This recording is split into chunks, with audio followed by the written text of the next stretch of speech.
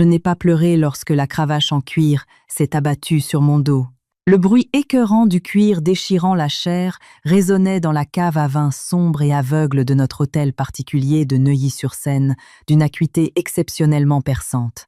La main de Gauthier Valéran était d'une stabilité effrayante.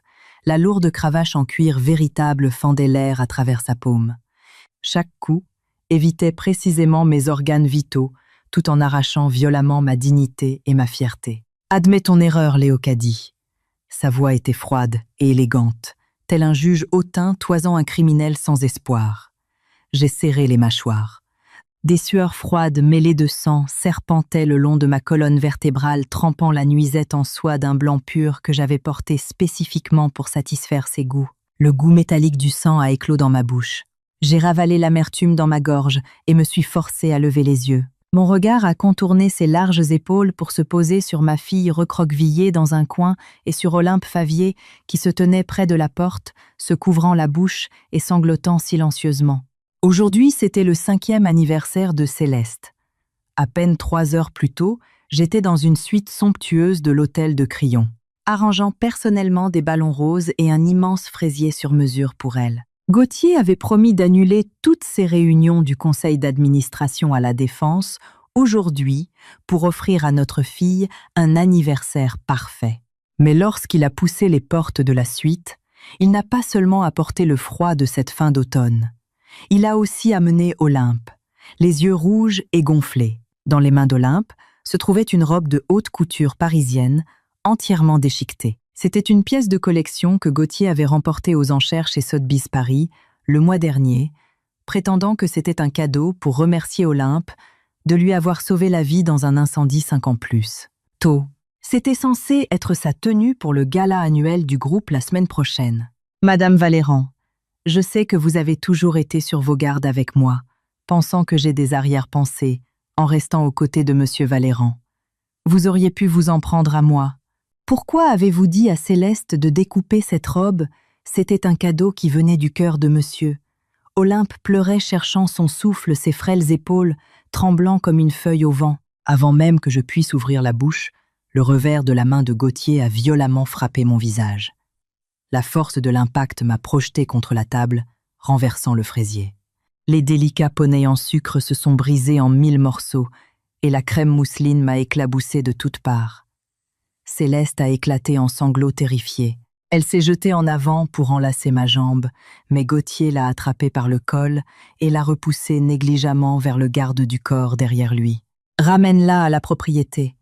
Je vais lui donner une leçon qu'elle n'oubliera jamais. » Les yeux de Gauthier étaient aussi froids qu'un lac gelé, ne me laissant absolument aucune chance de me défendre. Mes souvenirs ont été dispersés par une nouvelle vague de douleurs atroces dans mon dos. Le bout de la cravache a fouetté mon omoplate exposé pour la 20e fois, soulevant un chapelet de perles de sang. Une goutte de liquide chaud a éclaboussé vers l'extérieur, atterrissant parfaitement sur la robe de princesse en tulle blanc, immaculée de Céleste, s'épanouissant en une tache rouge aveuglante. « Maman ne frappe pas ma maman. Méchant, papa, tu es un méchant. » Céleste s'est libérée de l'emprise du garde du corps. Telle une petite bête désespérée, elle a chargé en avant en laçant férocement la cuisse de Gauthier et l'a mordu de toutes ses forces. Gauthier a sifflé de douleur ses sourcils, se tordant instantanément. Il a instinctivement donné un coup de pied. Comment la force pitoyable de Céleste aurait-elle pu résister à la puissance d'un homme adulte? Elle a volé en arrière comme un cerf-volant dont le fil aurait cassé son front, s'écrasant lourdement contre le bord. D'une console antique d'époque Louis XVI en chêne. Avec un bruit sourd, le sang a instantanément jailli du front pâle de Céleste, coulant le long de ses joues tachées de larmes et se mêlant aux taches de sang sur sa robe. Céleste.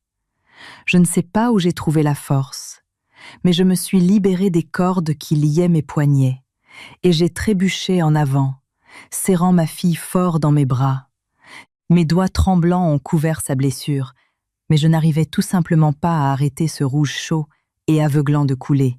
Le mouvement de Gauthier s'est figé en l'air, les veines sur le dos de la main qui tenait la cravache saillant sous la peau. Un éclair fugace de panique a traversé ses yeux et il a inconsciemment fait un pas en avant. « Monsieur Valéran, votre jambe saigne !» s'est écrié Olympe. avec une alarme parfaitement calculée. Son corps délicat s'est pressé contre lui, alors qu'elle utilisait un mouchoir subtilement parfumé pour couvrir le tissu de son pantalon de costume, sur mesure où Céleste l'avait mordu. Ses larmes tombaient à verse. « Céleste est encore petite, s'il vous plaît.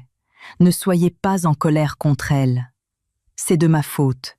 Je n'aurais pas dû parler de la robe ruinée. Je ne mérite de porter que des vêtements bon marché.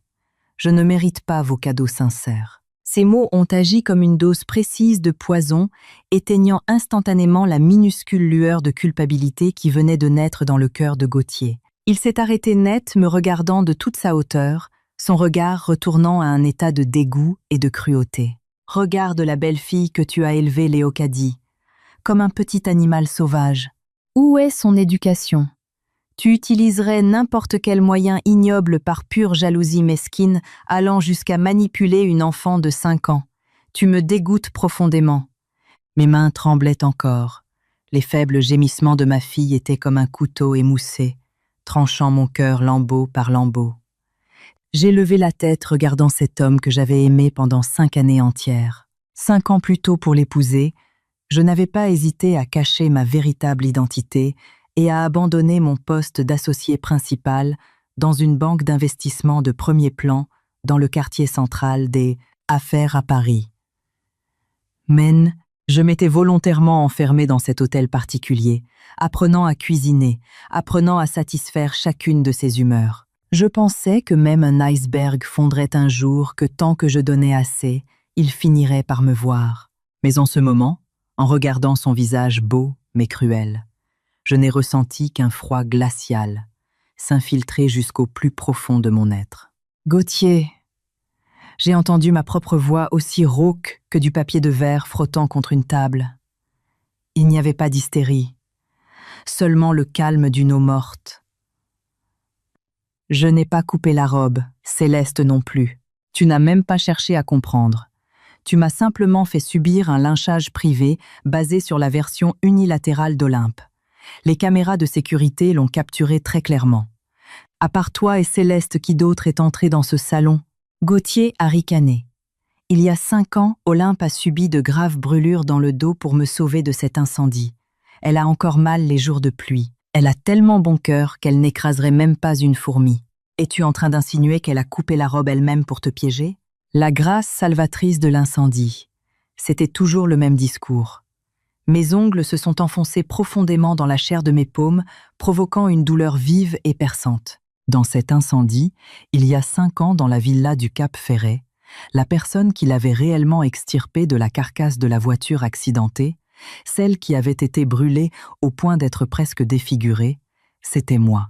Olympe était simplement passée par là par hasard, avait ramassé le collier que j'avais fait tomber sur les lieux et était devenue de manière très opportune son sauveur. J'avais essayé de l'expliquer une fois, mais tout ce que j'avais obtenu en retour, c'était ses moqueries. Il m'avait accusé d'avoir des arrière-pensées et d'essayer de voler le mérite de quelqu'un d'autre. Après cela, je n'en ai plus jamais parlé. Je pensais que tant que nous étions mariés et avions un enfant, le passé serait enterré par le temps. Mais j'avais tort. Si vous ne retirez pas une écharde enfoncée dans votre chair, le morceau de viande tout entier finira simplement par pourrir et s'infecter. Les 30 coups de cravache sont-ils terminés ? J'ai baissé la tête, utilisant ma manche pour essuyer soigneusement le sang sur le visage de Céleste. Gauthier a été piqué au vif par mon attitude d'un calme déconcertant, une trace d'irritation traversant ses yeux.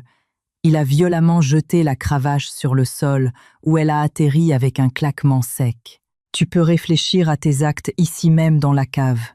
Tu n'en sortiras pas tant que tu ne seras pas prête à baisser la tête et à t'excuser auprès d'Olympe. » Il s'est retourné, a passé son bras autour des frêles épaules d'Olympe et s'est dirigé vers la porte. Coupez-lui toute nourriture, eau et fourniture médicale. Personne n'est autorisé à lui rendre visite sans ma permission. La lourde porte en fer s'est refermée dans un grincement métallique à glacer le sang. Le bruit du verrou s'enclenchant a définitivement coupé toute lumière de l'extérieur. La cave a été laissée avec, pour seule source d'éclairage, une applique murale faiblarde émettant une lueur pâle et maladive. Maman, ça fait mal. Céleste s'est blottie dans mes bras. ses petites mains agrippant fermement. Mon col en lambeaux, sa voix aussi faible que celle d'un chaton nouveau-né. Réprimant l'agonie déchirante dans mon dos, je l'ai serré plus fort. J'ai arraché l'ourlet déchiré de ma robe en soie, le réduisant en bandes pour panser à la hâte la blessure sur son front. « N'aie pas peur, Céleste. Maman est là.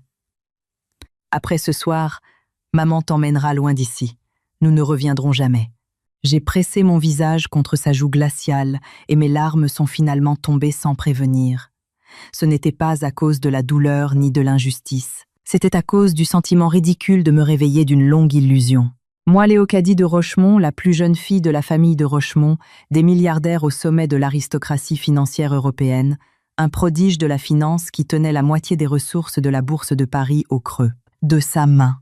À l'époque, par une notion pharisaïque de l'amour, j'avais défié mon père et mes frères, j'avais réfréné tout mon éclat, et j'étais volontairement devenue une tigresse sans dents piégée dans l'arrière-cour de cet homme. Je pensais que c'était faire des compromis par amour. Il s'est avéré qu'aux yeux des autres, c'était juste être pathétique. Le sang, mêlé à la sueur froide, collait à ma peau. Un air glacial s'infiltrait par la fente de la porte, faisant frissonner tout mon corps. Dans l'obscurité, j'ai sorti de ma poche un smartphone à l'écran brisé. Heureusement, il pouvait encore s'allumer. L'écran s'est illuminé d'une faible lueur éclairant mon visage pâle de fantôme. Je n'ai pas regardé les faux messages affectueux que Gauthier avait l'habitude d'envoyer, ni vérifié les mondanités hypocrites dans les groupes de discussion des épouses riches du 16e arrondissement. J'ai fait défiler mes contacts, le bout de mon doigt, s'arrêtant sur un numéro que j'avais gardé sur la liste des numéros bloqués pendant 5 années entières. J'ai cliqué sur débloquer. J'ai appelé. Il n'y a eu qu'une brève sonnerie. L'appel a été décroché presque à la seconde même où il est passé. Du récepteur est venue la voix grave et résonnante d'un homme portant une tonalité tremblante presque incroyable. « Léocadie, Maximilien !» Mes lèvres fendillées ont bougé la chaleur dans mes yeux s'estompant fil par fil, ne laissant qu'une glace sans fond. À l'autre bout du fil, Maximilien de Rochemont, le fils aîné des de Rochemont, qui contrôlait les lignes de vie financières mondiales, a pris une grande inspiration. Immédiatement après, il y a eu le fracas massif d'une chaise renversée, suivi des halètements terrifiés d'une pièce remplie de cadres dirigeants de la défense. « Où es-tu? Qui t'a fait du mal? Pourquoi ta voix est-elle si faible ?» La voix de Maximilien a grimpé d'un coup, portant un poids oppressant indéniable et une anxiété impossible à dissimuler. « Grand frère, j'ai baissé les yeux regardant le sang sur la robe de Céleste. Ma voix était aussi légère qu'une brise. Pourtant, chaque mot portait une lame. J'ai fini de jouer. La famille Valéran me rend la vie misérable. Je veux qu'ils disparaissent. La ligne est devenue d'un silence de mort. Seule la respiration lourde de Maximilien se faisait entendre.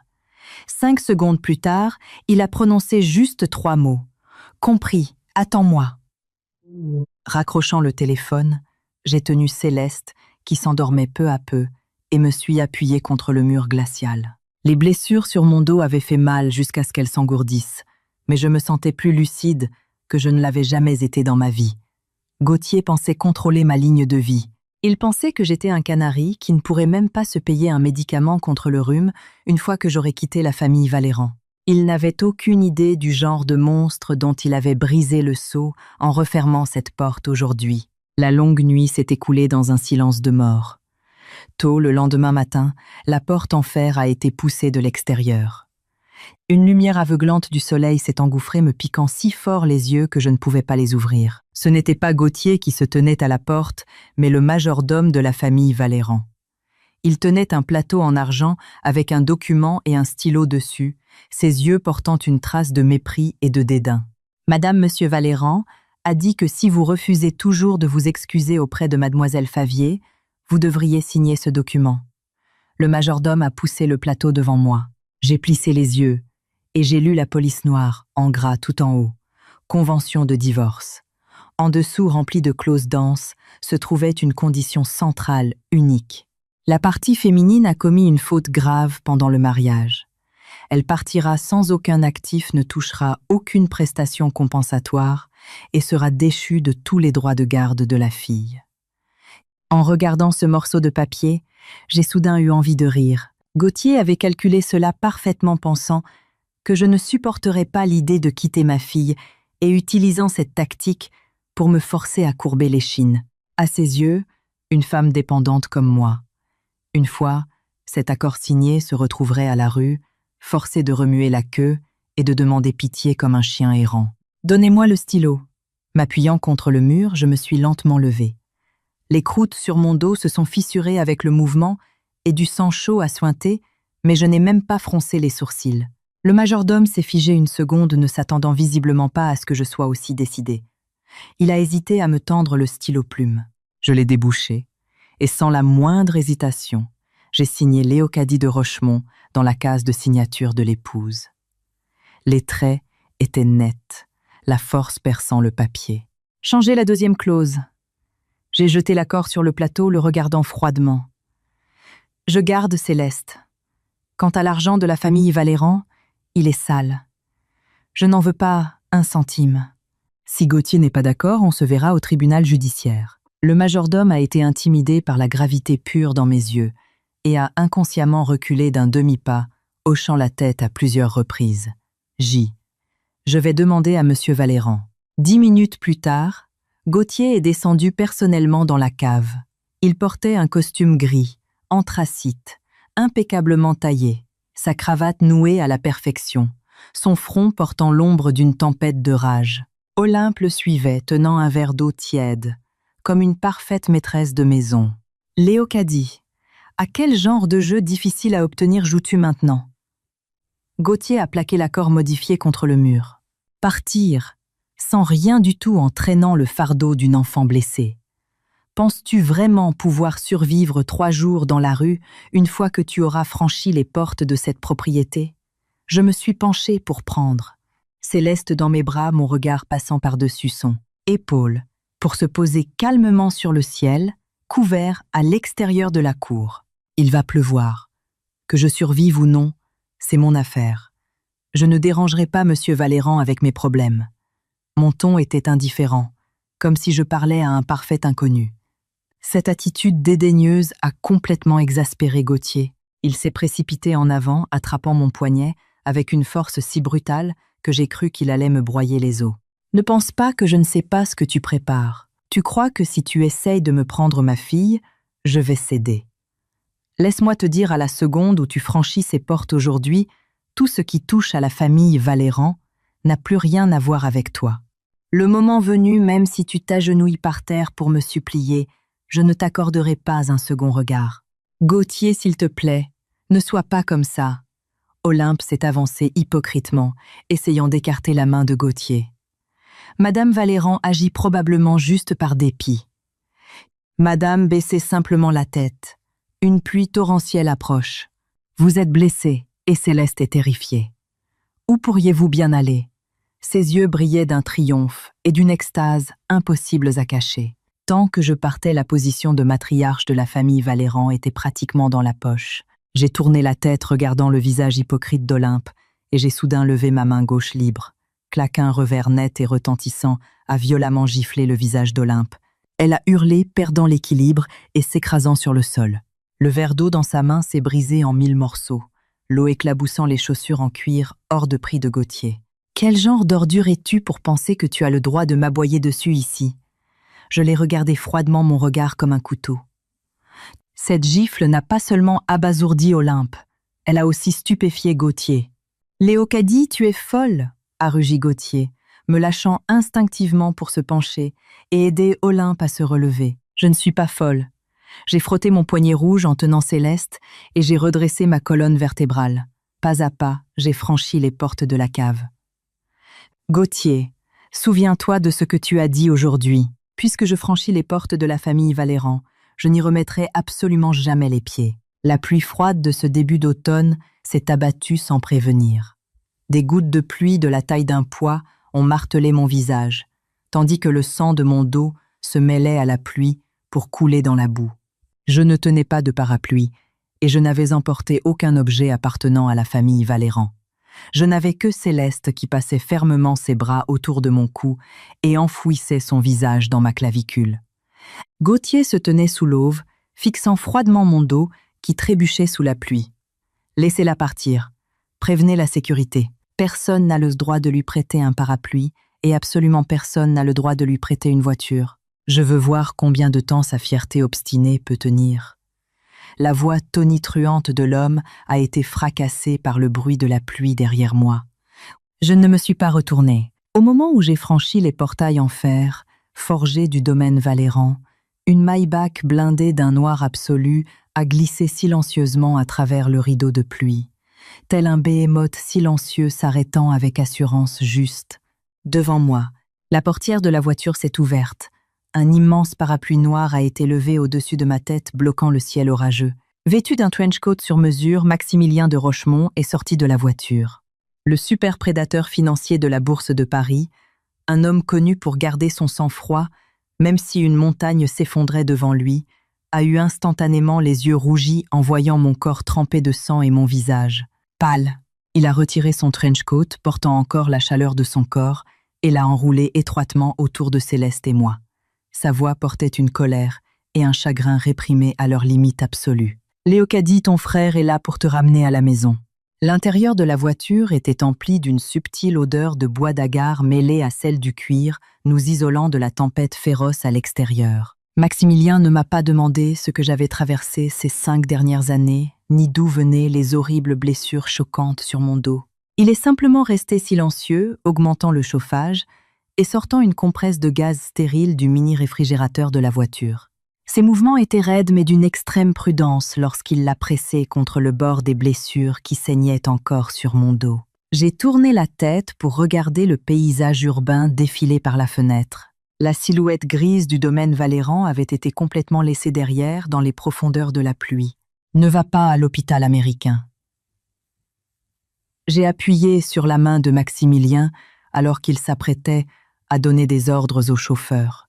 Ma voix était sèche à cause de la pluie et de la douleur. « Va au domaine de Chantilly. Dis au docteur Laurent d'y amener une équipe médicale privée. Je ne veux pas que mon itinéraire laisse des traces dans un système hospitalier public. » Maximilien a serré mes doigts glacés en retour. La température de sa paume était brûlante. La ligne de sa mâchoire s'est durcie pour former une courbe tranchante, comme un rasoir, la sombre tempête déferlant dans ses yeux, donnant l'impression qu'il réprimait l'envie de déchiqueter quelqu'un membre par membre. « D'accord, tout ce que tu voudras. » Sa voix était rauque. Il s'est tourné et a appuyé sur le bouton de l'interphone vers la séparation, donnant un ordre bref. Le domaine de Chantilly était une propriété cachée appartenant à la famille de Rochemont. Il couvrait une étendue de terre massive et son niveau de sécurité équivalait à celui de la chambre forte de la Banque de France. Au moment où la voiture a pénétré dans le garage souterrain, une équipe médicale de 8 personnes dirigée par le docteur Laurent, un éminent expert en chirurgie, attendait déjà près de l'ascenseur. Les lumières chirurgicales se sont allumées au-dessus de nous, éclairant la spacieuse salle d'opération stérile. Une infirmière a utilisé des ciseaux médicaux pour découper la robe en soie qui avait été raidie par le sang et l'eau de pluie. Au moment où le tissu s'est décollé de ma chair, cela a provoqué une douleur jusqu'aux os. J'ai mordu un rouleau de gaz, des sueurs froides perlant, couche après couche. Pourtant, je n'ai pas poussé un seul cri de douleur. 30 coups de fouet, 5 d'entre eux ayant atteint la couche du derme, accompagnés d'une légère infection et de contusion des tissus mous. Le docteur Laurent a regardé mon dos. Ses sourcils se sont profondément froncés. Les pinces dans sa main ont teinté contre le plateau en métal. Monsieur de Rochemont, les plaies doivent être débridées et suturées.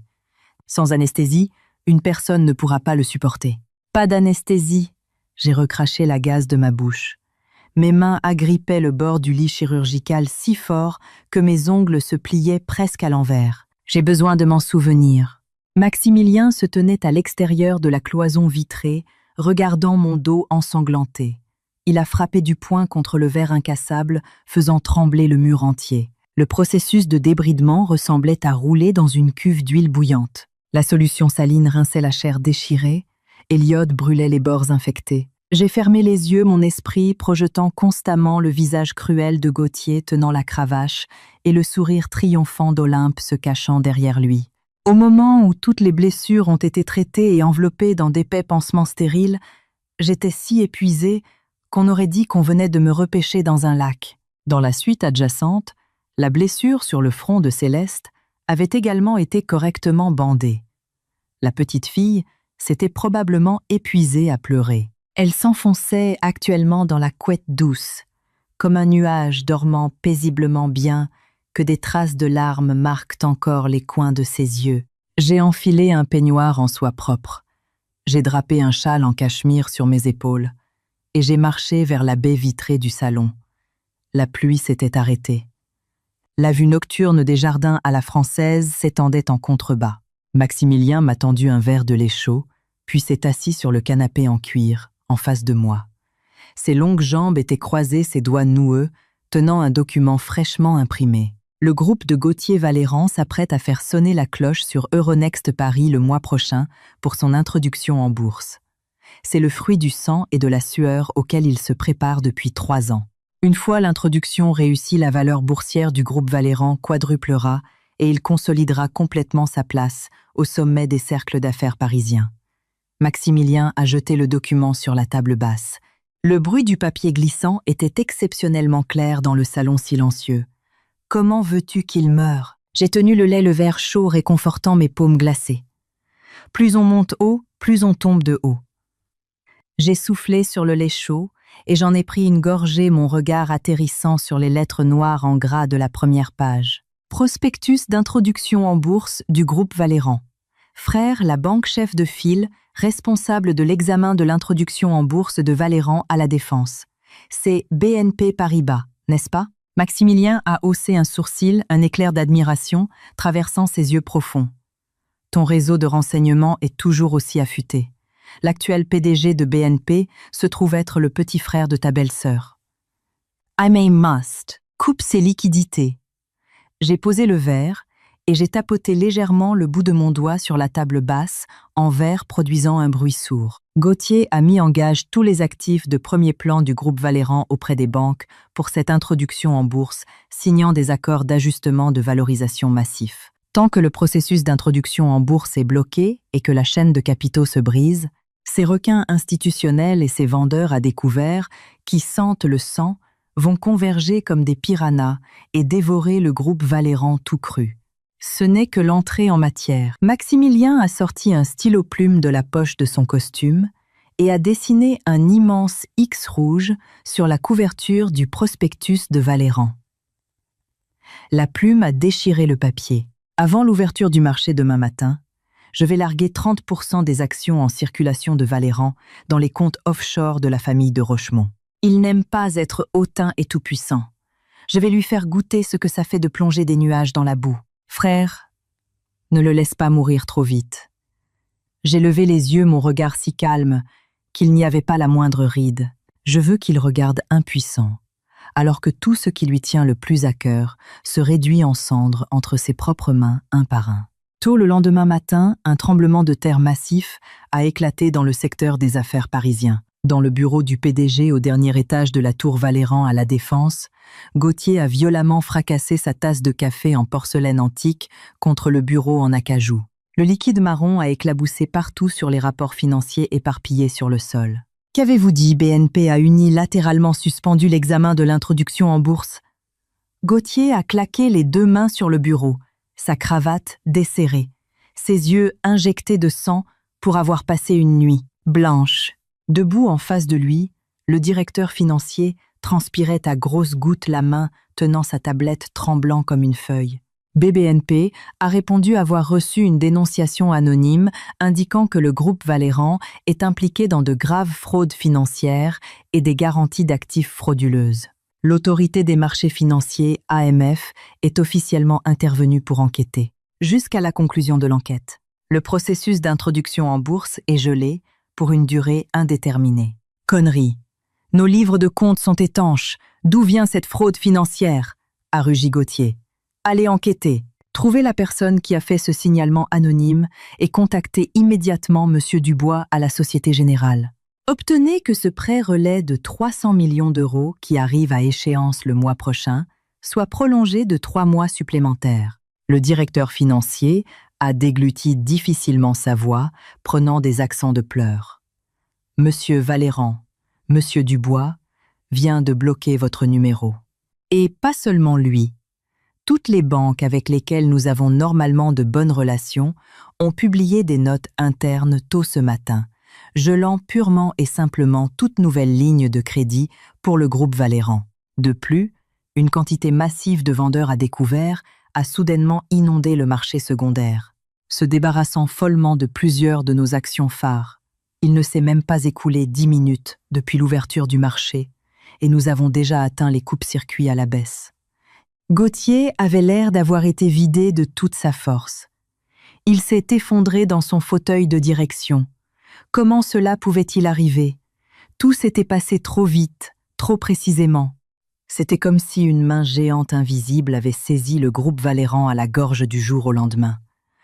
Juste à ce moment-là, la porte du bureau s'est ouverte.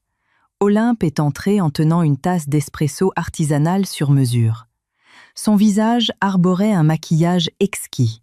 Elle portait une robe Chanel haute couture hors de prix et elle est entrée en se pavanant sur des talons de 10 cm, sa silhouette chaloupant.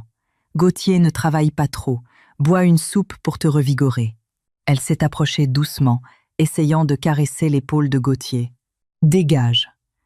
Gauthier, frustré et frénétique, a repoussé sa main. La tasse s'est écrasée sur le sol, le liquide collant tachant le tapis perçant hors de prix. Olympe s'est figé ses yeux, devenant instantanément rouge alors qu'elle se mordait la lèvre inférieure d'un air chagriné. « Gauthier, est-ce que tu me cries dessus? Parce que Léocadie est partie. Tu passes ta colère sur moi.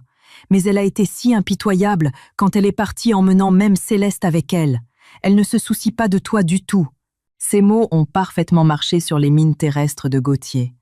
Il a pris une profonde inspiration réprimant le feu vicieux dans sa poitrine et a pincé l'arête de son nez. Désolé. L'entreprise rencontre une situation. Rentre à la maison pour l'instant.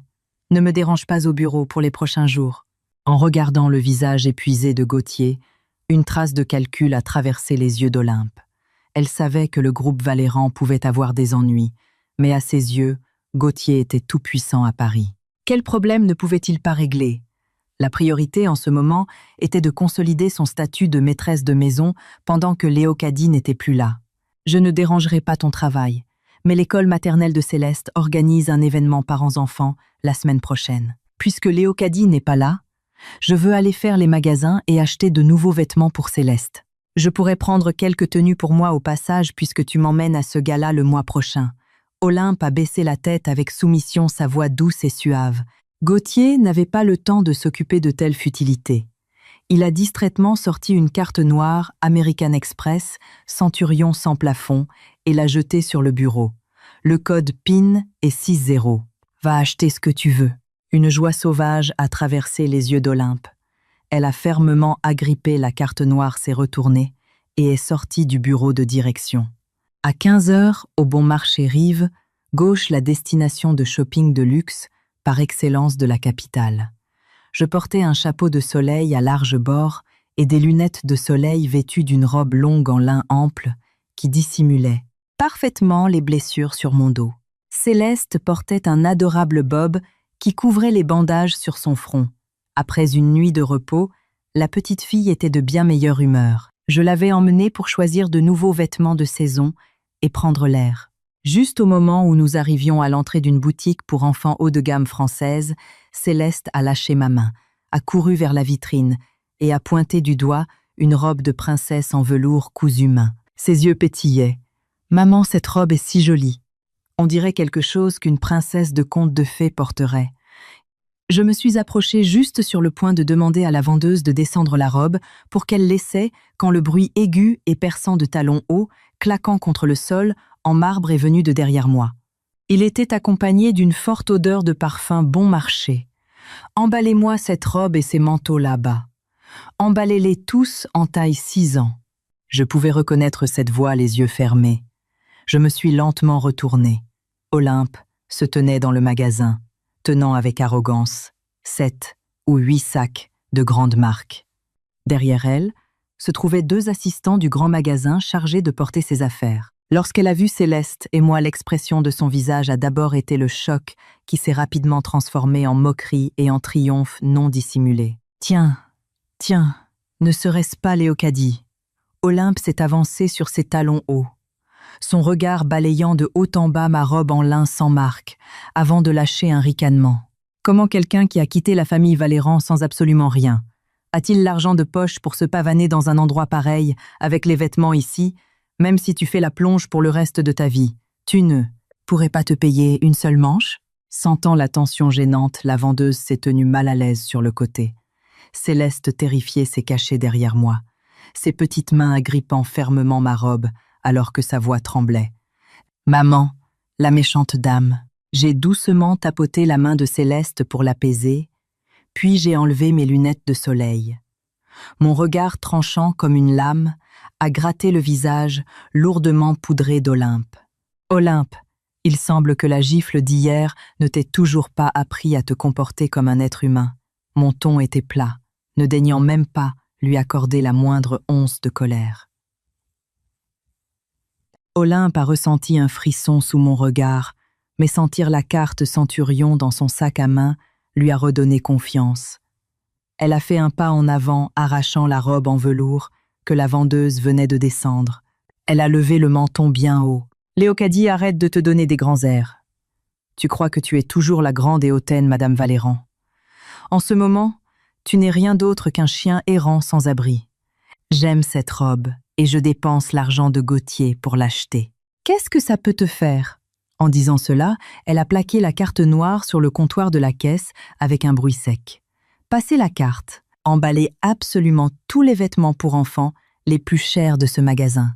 Même si je m'en sers comme serpillière à la maison, je ne laisse pas une seule pièce pour que ce petit fardeau les porte. La vendeuse m'a regardé visiblement très embarrassée, puis a regardé la carte noire dans la main d'Olympe. Elle a ramassé le scanner de code-barre avec hésitation. « Allez-y, essayez de la passer », ai-je craché froidement les bras croisés. Olympe a ri d'un rire aigu, comme si elle venait d'entendre la blague la plus drôle du monde. « Pour qui tu te prends pour donner des ordres ici? Caissière, passez la carte. Si vous ne le faites pas, je dépose une plainte et je demande à votre directeur de vous licencier. » Juste au moment où la vendeuse tenait la carte hésitante des pas précipités, on résonnait de l'extérieur du magasin. Le directeur général du Bon Marché, accompagné de 4 ou 5 vigiles costauds en costume noir, a couru dans le magasin en transpirant à grosses gouttes. En entrant, le directeur n'a même pas fait de pause pour reprendre son souffle.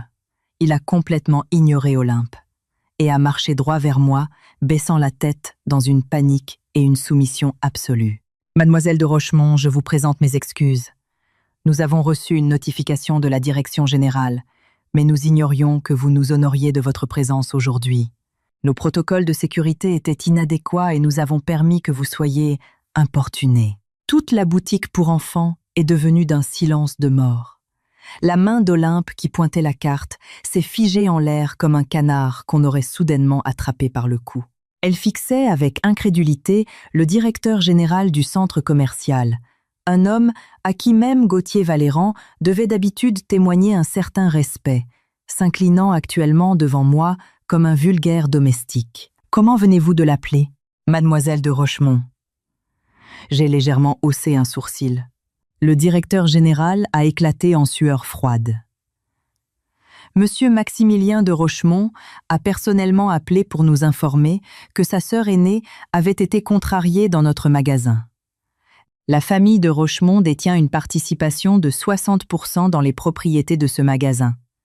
Mademoiselle de Rochemont est notre patronne. C'est un manquement à nos devoirs de ne pas avoir évacué le personnel secondaire non pertinent. Le directeur s'est essuyé le front. Mon regard a contourné le directeur et s'est posé sur le visage tordu et choqué d'Olympe. Le coin de ma bouche s'est incurvé en un arc froid. « Olympe, ne viens-tu pas de dire que tu allais acheter ces vêtements pour t'en servir comme serpillière ?» Je me suis lentement avancée vers elle. Chaque fois que mes talons hauts claquaient contre le sol, cela résonnait comme un marteau lourd s'abattant contre son cœur. « Comment connaissez-vous, monsieur le directeur ?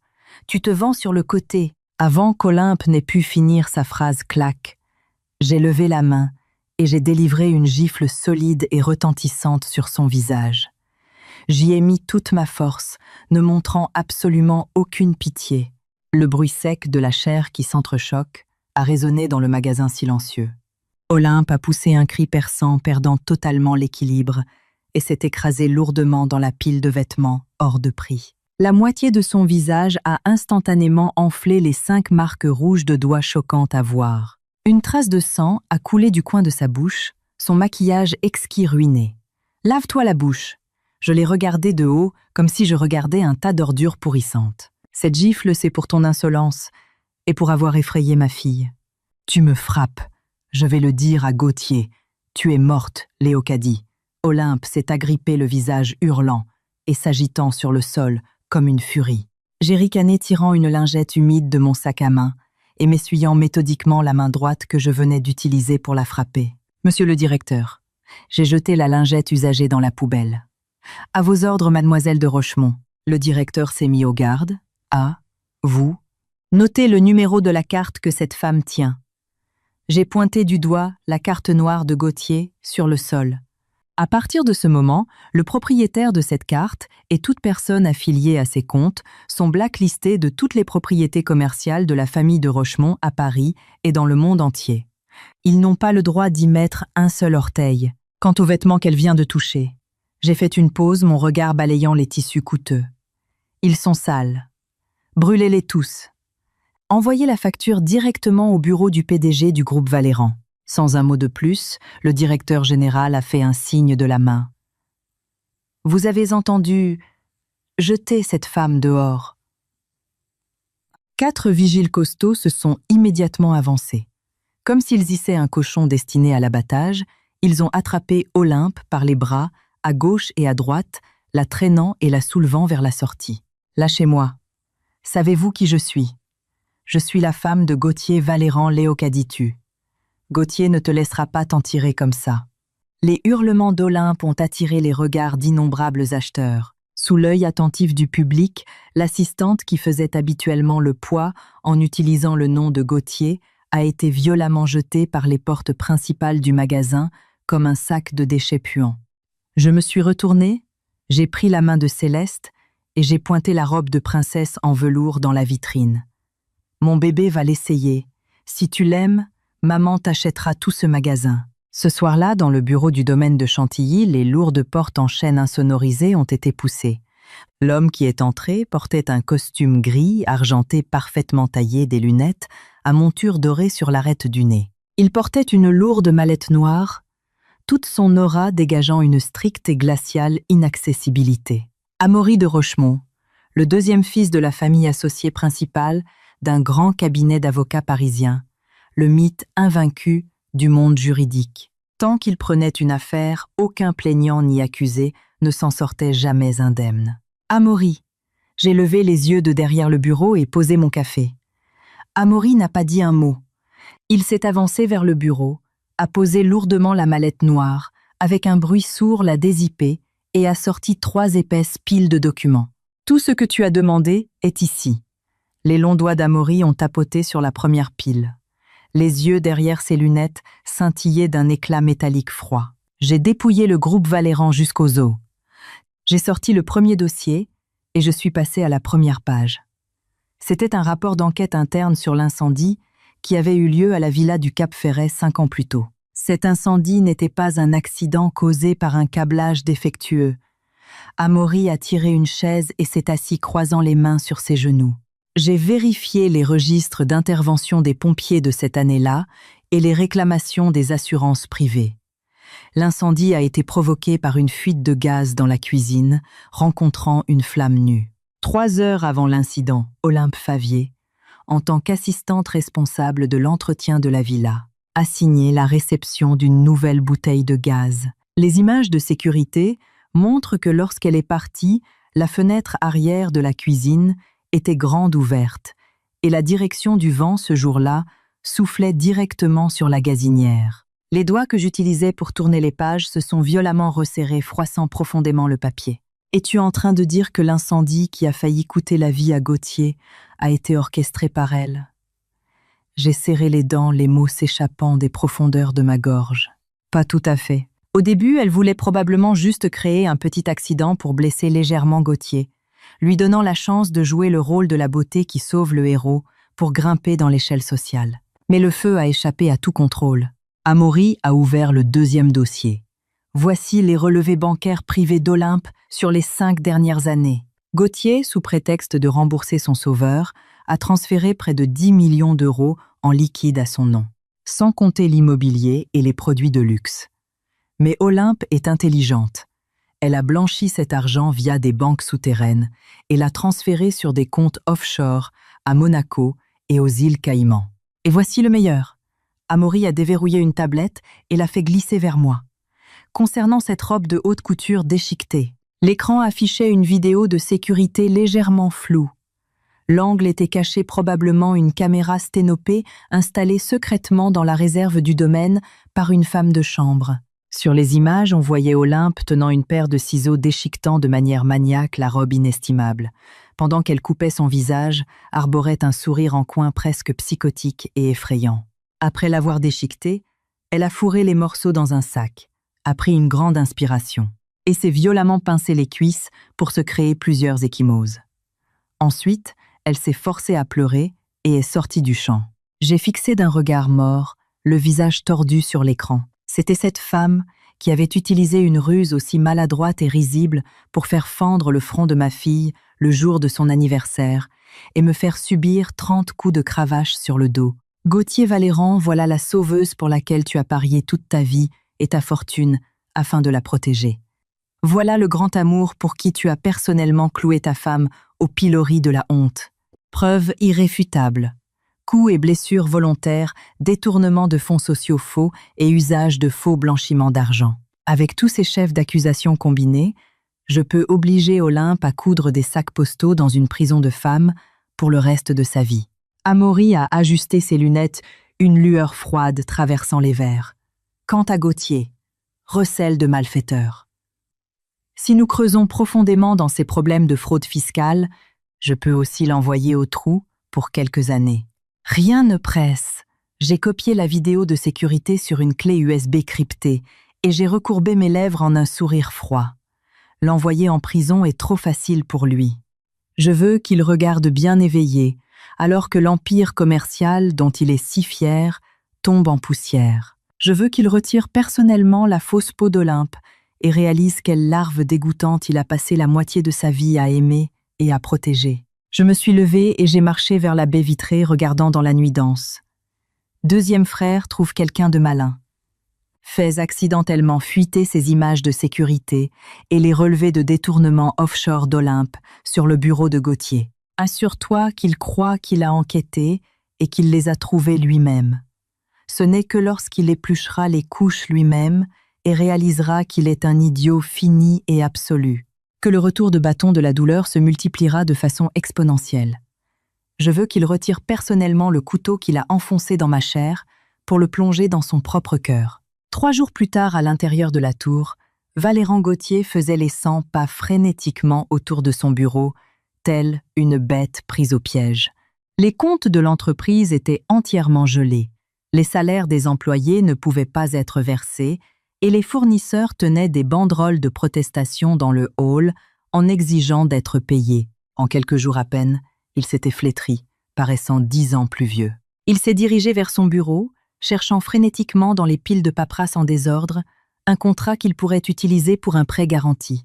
Alors qu'il feuilletait les documents, une enveloppe Kraft sans marque a glissé. Gauthier a froncé les sourcils. La sécurité était si stricte qu'il aurait pu placer une enveloppe directement sur son bureau. Il l'a déchirée. À l'intérieur se trouvait une pile de photos et une petite clé USB noire. La première photo montrait Olympe jouant follement à une table VIP à gros enjeux au casino de Monte-Carlo, des montagnes de jetons empilés devant elle. La deuxième photo montrait Olympe dans une pose intime, avec un homme blond aux yeux bleus, dans une villa de vacances à l'étranger. L'homme tenait les clés de la voiture de sport en édition limitée que Gauthier lui avait offerte. Les pupilles de Gauthier se sont violemment contractées, sa respiration se bloquant. Les mains tremblantes, il a branché la clé USB sur son ordinateur. L'écran s'est allumé et les images de la réserve ont été diffusées, accompagnées d'un son clair. Les actions d'Olympe déchiquetant la robe, son sourire psychotique et tout le processus consistant à se pincer les cuisses pour jouer la victime.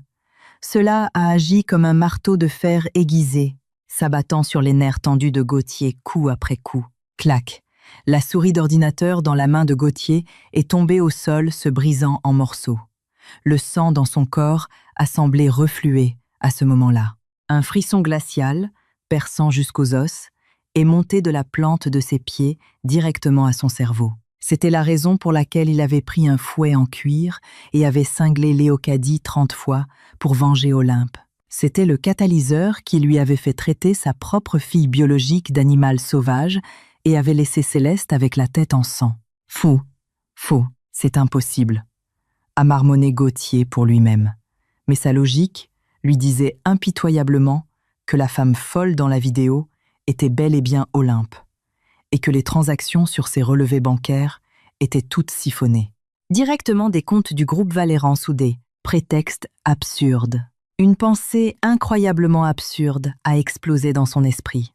Si même la robe déchiquetée était une mise en scène d'Olympe, qu'en était-il de l'incendie d'il y a 5 ans? Cette femme qui n'arrêtait pas de dire qu'elle s'était retrouvée avec un corps couvert de cicatrices pour le sauver, était-elle vraiment ça, sauveuse? Ou une fraude totale et absolue? Il s'est souvenu des yeux désespérés mais calmes de Léocadie dans la cave. Il s'est souvenu de ces mots « Je n'en veux pas un centime ». Un remords intense a noué son cœur comme un serpent venimeux. Il a bondi hors de son bureau comme un fou. Il devait trouver Léocadie. Il devait éclaircir tout ça. À la banque privée Lazare sur l'avenue Hoche, un lieu qui ne recevait que des clients VIP de premier plan avec des actifs à 8 chiffres et plus. Les portes d'entrée utilisaient un système de double authentification en verre pare-balles nécessitant des empreintes digitales et des scanners d'iris. La Bentley de Gauthier a freiné brutalement juste devant la banque, les pneus crissant contre le bitume. Il a ouvert la portière à la volée et a trébuché aveuglément vers l'entrée.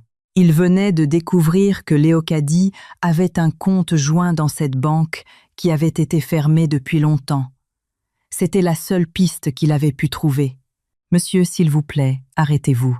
C'est un espace VIP privé. » 2 agents de sécurité costauds se tenaient comme des tours de fer devant les portes en verre. Les yeux de Gauthier étaient injectés de sang. Il ressemblait à un fou qui avait perdu toute raison. « Poussez-vous. Je dois voir Léocadie. Elle est là dedans, n'est-ce pas? Laissez-moi entrer. » Nos excuses. Sans rendez-vous ni statut VIP, vous ne pouvez pas entrer. L'agent de sécurité a froidement ajusté ses lunettes de soleil, bloquant Gauthier sans cérémonie. Gauthier a essayé de forcer le passage, mais l'un des gardes l'a facilement plaqué contre le mur avec une prise de lutte. Sa joue s'est écrasée contre le marbre froid. Pile à ce moment-là, les lourdes portes en verre pare-balles ont émis un doux carillon électronique et se sont lentement ouvertes.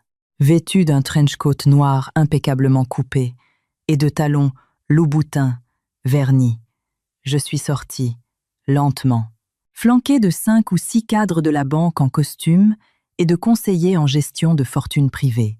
Le PDG de la banque privée a personnellement tenu la porte vitrée ouverte, pour moi s'inclinant légèrement. Son ton était extrêmement respectueux. « Mademoiselle de Rochemont, les 5 milliards d'euros de votre compte gelé ont été entièrement débloqués et la compensation offshore est terminée. Comme vous l'avez demandé, 300 millions seront utilisés à 15 heures aujourd'hui pour couper avec précision la dernière ligne de crédit du groupe Valéran avec les banques commerciales. » Moi, portant mes lunettes de soleil, j'ai hoché la tête sans expression. « Merci pour votre travail. » Léocadie, une voix rauque sèche portant un lourd goût métallique est venue du côté.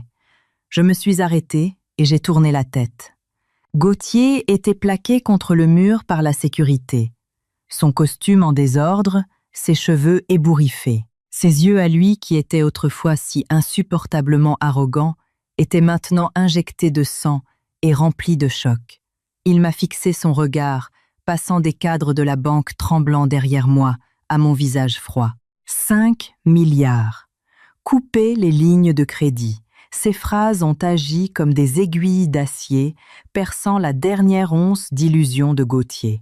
Il a finalement compris que la main géante qui étranglait le groupe Valéran n'était autre que l'épouse qu'il avait suspendue dans une cave et fouettée 30 fois. « Lâchez-le » ai-je ordonné d'un ton léger, la voix pas trop forte, mais portant un poids écrasant indéniable.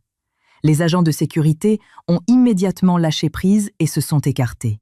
Les jambes de Gauthier ont cédé, et il est presque tombé à genoux. Il a titubé vers moi, tendant la main, voulant attraper ma manche. « Léocadie, écoute-moi, laisse-moi t'expliquer. La robe, j'ai vu la vidéo. Olympe, elle m'a menti. Je t'ai fait du tort. Je sais que j'avais tort. Pardonne-moi, d'accord. Nous allons nous remarier. Je vais virer cette garce de Paris immédiatement. » Sa voix était remplie de supplications, sa posture pathétique à l'extrême. En le regardant ainsi, je n'ai ressenti pas une seule once de plaisir. Au lieu de cela, j'ai été profondément dégoûtée. « Ne me touche pas avec tes mains sales. » J'ai reculé d'un demi-pas, mes yeux le regardant comme s'il était un déchet porteur de maladie. J'ai lentement retiré mes lunettes de soleil, regardant directement dans ses yeux remplis de peur. « Gauthier, pensais-tu vraiment que juste parce que tu as découvert qu'Olympe a coupé la robe, cela signifiait que tu n'étais pas un imbécile complet ?» J'ai recourbé mes lèvres froidement, ma voix tranchant ses tympans. Comme une lame de rasoir, ce n'était que l'entrée. « Retourne-y. Garde bien ta compagnie brisée qui s'effondre, car ensuite, je vais te broyer les os centimètre par centimètre. » Je me suis retournée et, entourée par les cadres, j'ai marché vers la Rolls-Royce Phantom, qui m'attendait, ne laissant à Gauthier qu'une vue de dos absolue et résolue. Derrière moi, le rugissement désespéré de Gauthier a retenti sonnant comme une bête sauvage prise au piège, se vidant lentement de son sang. De retour au domaine de Chantilly, la nuit a été brisée par une tempête d'automne soudaine et violente. Balthazar de Rochemont, le troisième frère, était appuyé contre le bar en marbre noir et blanc du salon, un cigare allumé coincé entre les doigts. Il était le cerveau derrière le plus grand conglomérat de médias de France, détenant le pouvoir de vie et de mort sur d'innombrables célébrités et élites. D'un seul mot, il pouvait bouleverser complètement les tendances sur les réseaux sociaux. Me voyant entrer, il a fait glisser une tablette sur le comptoir vers moi, une couche de givre s'installant dans ses yeux. Les rapports financiers et les comptes offshore qu'Amaury a trouvés sont trop ennuyeux. Le grand public ne les comprendra pas. Pour s'occuper d'un homme soucieux des apparences comme Gauthier, il faut planter le couteau directement dans sa jugulaire. J'ai baissé les yeux sur l'écran. C'était un fichier audio associé aux images de sécurité sombres de l'extérieur de la cave. Les images ne capturaient pas les abus en eux-mêmes, mais le son de la cravache en cuir déchirant la chair résonnait avec un claque si écœurant et si clair qu'il engourdissait le cuir chevelu. Le fouet était accompagné de la voix glaçante de Gauthier. « Ramène-la à la propriété. J'applique la discipline familiale. » Venait ensuite immédiatement le cœur déchirant des pleurs de Céleste et les fausses supplications mélodramatiques d'Olympe. Cette vidéo d'à peine 3 minutes avait déjà dépassé les 80 millions de vues sur toutes les grandes plateformes de médias sociaux français et se multipliait à un rythme terrifiant. 7 des 10 sujets les plus discutés avaient des balises brûlantes rouges foncées à côté d'eux. PDG Valéran lynchage privé, milliardaire parisien batte sa femme, assistante manipulatrice faux sauvetage. Le département des relations publiques du groupe Valéran est paralysé. Balthazar a tapoté le comptoir du bar avec désinvolture. Ils ont essayé de dépenser de l'argent pour supprimer les sujets en tendance, mais les serveurs de l'Internet tout entier sont sous mon contrôle. Oublie la suppression des hashtags. En ce moment, ils ne peuvent même pas publier une déclaration d'excuses. Une fois que le feu de l'opinion publique commencera à brûler, les fondations mêmes du fier empire de Gauthier seront réduites en cendres. J'ai pris le verre d'eau glacée à côté de moi et j'en ai bu une gorgée. L'eau froide a glissé le long de mon œsophage jusqu'à mon estomac, supprimant la toute dernière ondulation d'émotion dans mon cœur. Laisse le feu brûler plus fort. J'ai reposé le verre, le cristal tintant sèchement contre le marbre.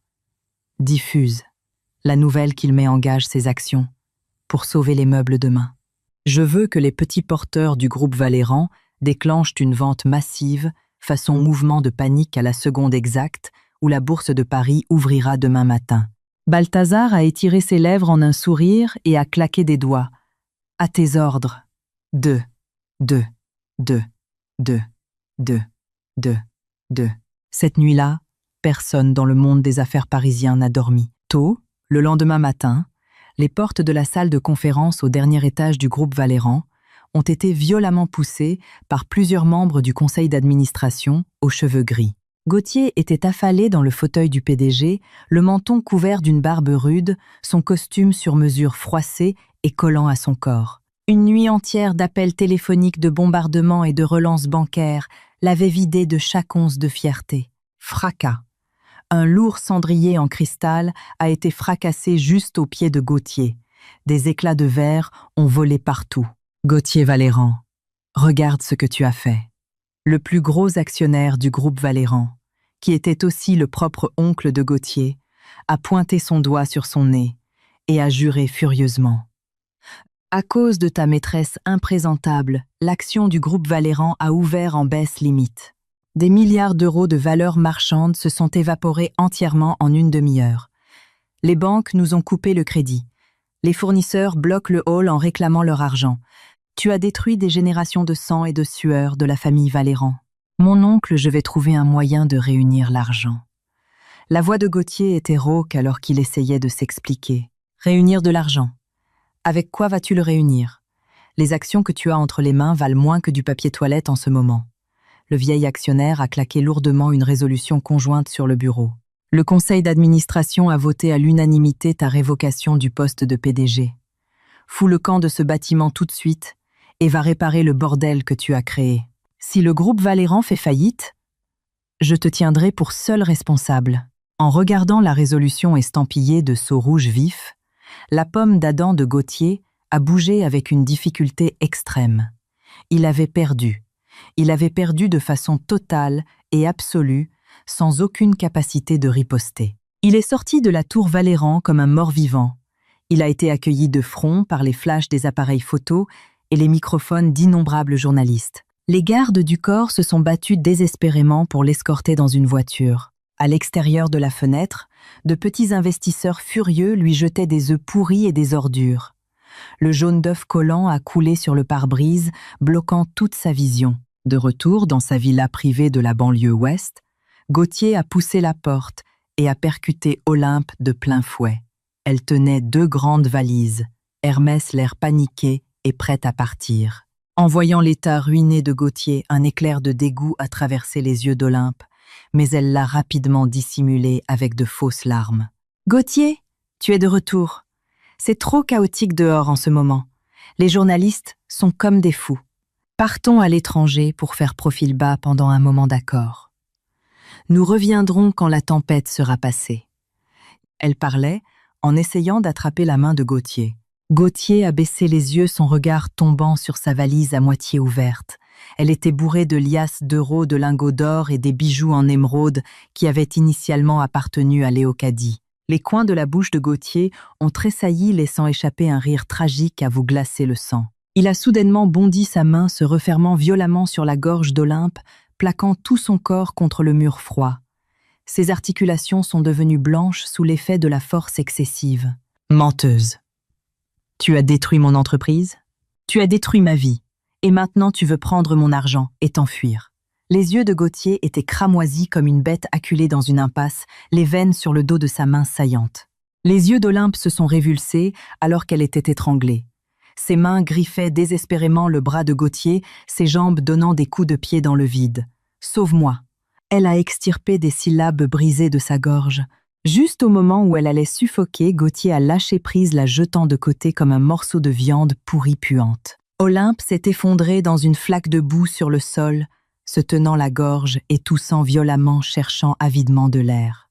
Gauthier s'est accroupi, l'a attrapée par les cheveux et l'a forcée à lever son visage enflé. « C'est toi qui as allumé le feu. Tu as coupé la robe toi-même. Tu m'as menti pendant 5 années entières. Tu m'as fait battre personnellement et chasser la personne qui m'a réellement sauvée. » Il a levé la main et a giflé le visage d'Olympe continuellement à gauche et à droite, délivrant plus d'12 de gifles solides. Et brutal. Il l'a frappée, jusqu'à ce que les coins de sa bouche se fendent et qu'elle crache des dents cassées, mêlées de sang. Lâche l'argent. Descends dans la cave. Sans mes ordres, si tu oses faire un pas hors de cette maison, je te brise les jambes. Gauthier a renversé les valises d'un coup de pied, a arraché le passeport, et le téléphone d'Olympe s'est retourné et a titubé dans les escaliers. Il devait aller trouver de l'argent maintenant. Il devait aller supplier les rivaux sur lesquels il avait autrefois marché. Même s'il devait se mettre à genoux, il devait sauver le groupe Valéran. Tard dans la nuit, dans la cave froide et humide, l'air sentait le moisi. Olympe s'est recroquevillée dans un coin, les joues enflées comme des ballons.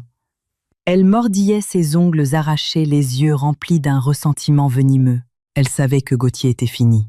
Si elle restait ici, elle finirait par être mangée toute crue par ses créanciers. Elle devait mettre la main sur une somme d'argent massive et s'enfuir de Paris sans laisser de traces. Utilisant la faible lumière dans le coin, elle a sorti un téléphone jetable de la doublure de son soutien-gorge. Elle l'a utilisé pour contacter des réseaux de la banlieue parisienne. Elle a composé un numéro, la voix remplie de la folie d'une fugitive désespérée. « Le balafré, aide-moi à monter un gros coup. Je veux kidnapper quelqu'un. Quand ce sera fait, je te donnerai 10 millions d'euros. » Un rire rauque et grinçant est venu de l'autre bout. « Mademoiselle Favier, tout Paris cherche à vous causer des ennuis en ce moment. Votre boulot a l'air plutôt risqué. Arrête tes conneries. » La cible est une petite fille de 5 ans, la fille de Léocadie de Rochemont. Elle est partie sans rien. Elle n'a certainement pas beaucoup de garde du corps autour d'elle. Une fois que nous aurons attrapé ce sale gosse, Léocadie a plus d'argent que nous ne pourrions jamais en désirer. En raccrochant le téléphone, une courbe hideuse s'est formée au coin de la bouche d'Olympe. « Léocadie, tu m'as acculé. Je vais te faire goûter à une douleur pire que la mort. » Le lendemain après-midi, un soleil rare dans la grisaille récente de la région parisienne a finalement percé les nuages. J'avais organisé le transfert de Céleste par la voiture privée de l'équipe médicale vers un hôpital privé du centre de Paris pour vérifier la plaie sur son front. Pour faire profil bas, je n'avais pas utilisé le cortège de la famille de Rochemont. Il n'y avait que 2 SUV noirs, apparemment ordinaires, servant d'escorte à l'avant et à l'arrière. Alors que les voitures s'engageaient dans une rue étroite à sens unique, un lourd camion chargé de barres d'acier s'est soudainement mis en portefeuille devant nous. Le bruit stride des freins crissants a déchiré le ciel. La carcasse massive du camion a instantanément bloqué toute la route. « Madame, nous avons une situation. » Les gardes, rapprochés d'élite de la famille de Rochemont, sur le siège avant, ont rapidement dégainé leurs armes de poing, leurs yeux scrutant les environs avec vigilance. Derrière nous, 2 fourgonnettes grises avec de fausses plaques ont surgi, coupant complètement notre retraite. Les portes ont coulissé avec un grand fracas, et plus d'une douzaine de voyous portant des masques de ski, tenant des barres de fer et des machettes, ont déferlé comme un raz de marée, fracassant frénétiquement les vitres de notre voiture. « Protégez madame et la petite. » Les gardes rapprochés ont ouvert les portes et ont engagé le combat au corps à corps avec les voyous. Le bruit des poings frappant la chair et des os se brisant a résonné dans la rue étroite. J'ai serré Céleste fort dans mes bras et j'ai appuyé sur le bouton de panique d'urgence à l'intérieur de la voiture. Juste à ce moment-là, une grenade fumigène a roulé par une fente de la vitre brisée. Une épaisse fumée blanche a instantanément rempli l'habitacle. L'odeur âcre m'a fait pleurer les yeux et a rendu la respiration difficile. Une main rugueuse et calleuse a atteint précisément à travers la fumée et a attrapé le bras de Céleste. Maman, a hurlé Céleste, agrippant fermement mes vêtements. Lâchez-la! J'ai sorti un poignard tactique de ma botte et je l'ai planté vicieusement dans le dos de la main de l'homme. L'homme a poussé un grognement étouffé, mais n'a pas lâché prise. Au lieu de cela, il a tiré d'un coup sec, arrachant violemment Céleste de mes bras. « Mademoiselle de Rochemont, si vous ne voulez pas que votre fille perde la vie, restez tranquille. » Une voix bourrue a retenti dans la fumée. Immédiatement après, les moteurs des fourgonnettes ont poussé un rugissement assourdissant. Les pneus ont crissé contre l'asphalte, laissant une odeur de caoutchouc brûlé alors qu'ils s'éloignaient à toute vitesse. Lorsque la fumée s'est dissipée, 2 gardes rapprochés gisaient sur le sol couvert de sang. Mes bras étaient vides. Seule l'une des petites chaussures en cuir de Céleste avait été laissée derrière. J'ai serré le poignard si fort que la lame m'a entaillé la paume. Du sang a coulé sur la chaussure goutte à goutte. Il n'y avait ni peur, ni panique. Une intention meurtrière absolue et glaciale a rampé le long de ma colonne vertébrale, se propageant centimètre par centimètre dans tout mon corps, gelant entièrement la moindre humanité qu'il me restait. 3 minutes plus tard, l'hélicoptère de Maximilien atterrissait au bout de la rue. Je me suis penchée, j'ai ramassé la petite chaussure et je suis montée dans l'hélicoptère avec un visage complètement inexpressif. « Vérifiez !» ai-je craché en un seul mot, ma voix lourde de l'odeur du sang. « D'ici 5 minutes, je veux connaître la trajectoire de vol de la moindre mouche quittant Paris. » Maximilien a regardé ma paume en sang, ses yeux d'une noirceur terrifiante.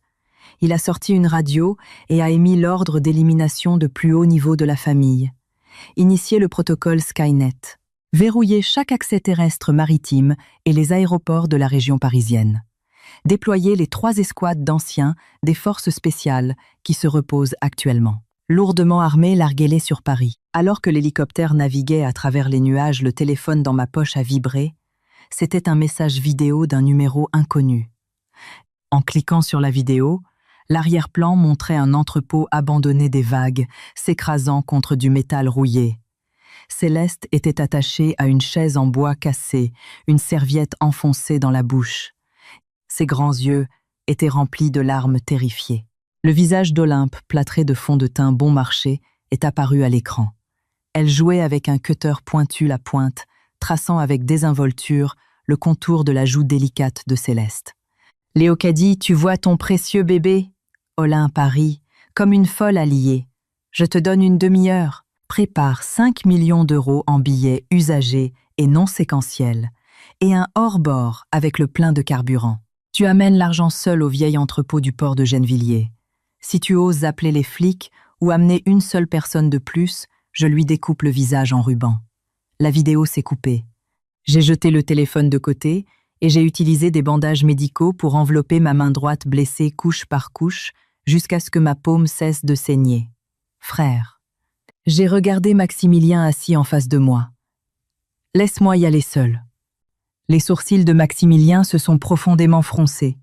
« Léocadie, ces gens sont des fugitifs désespérés.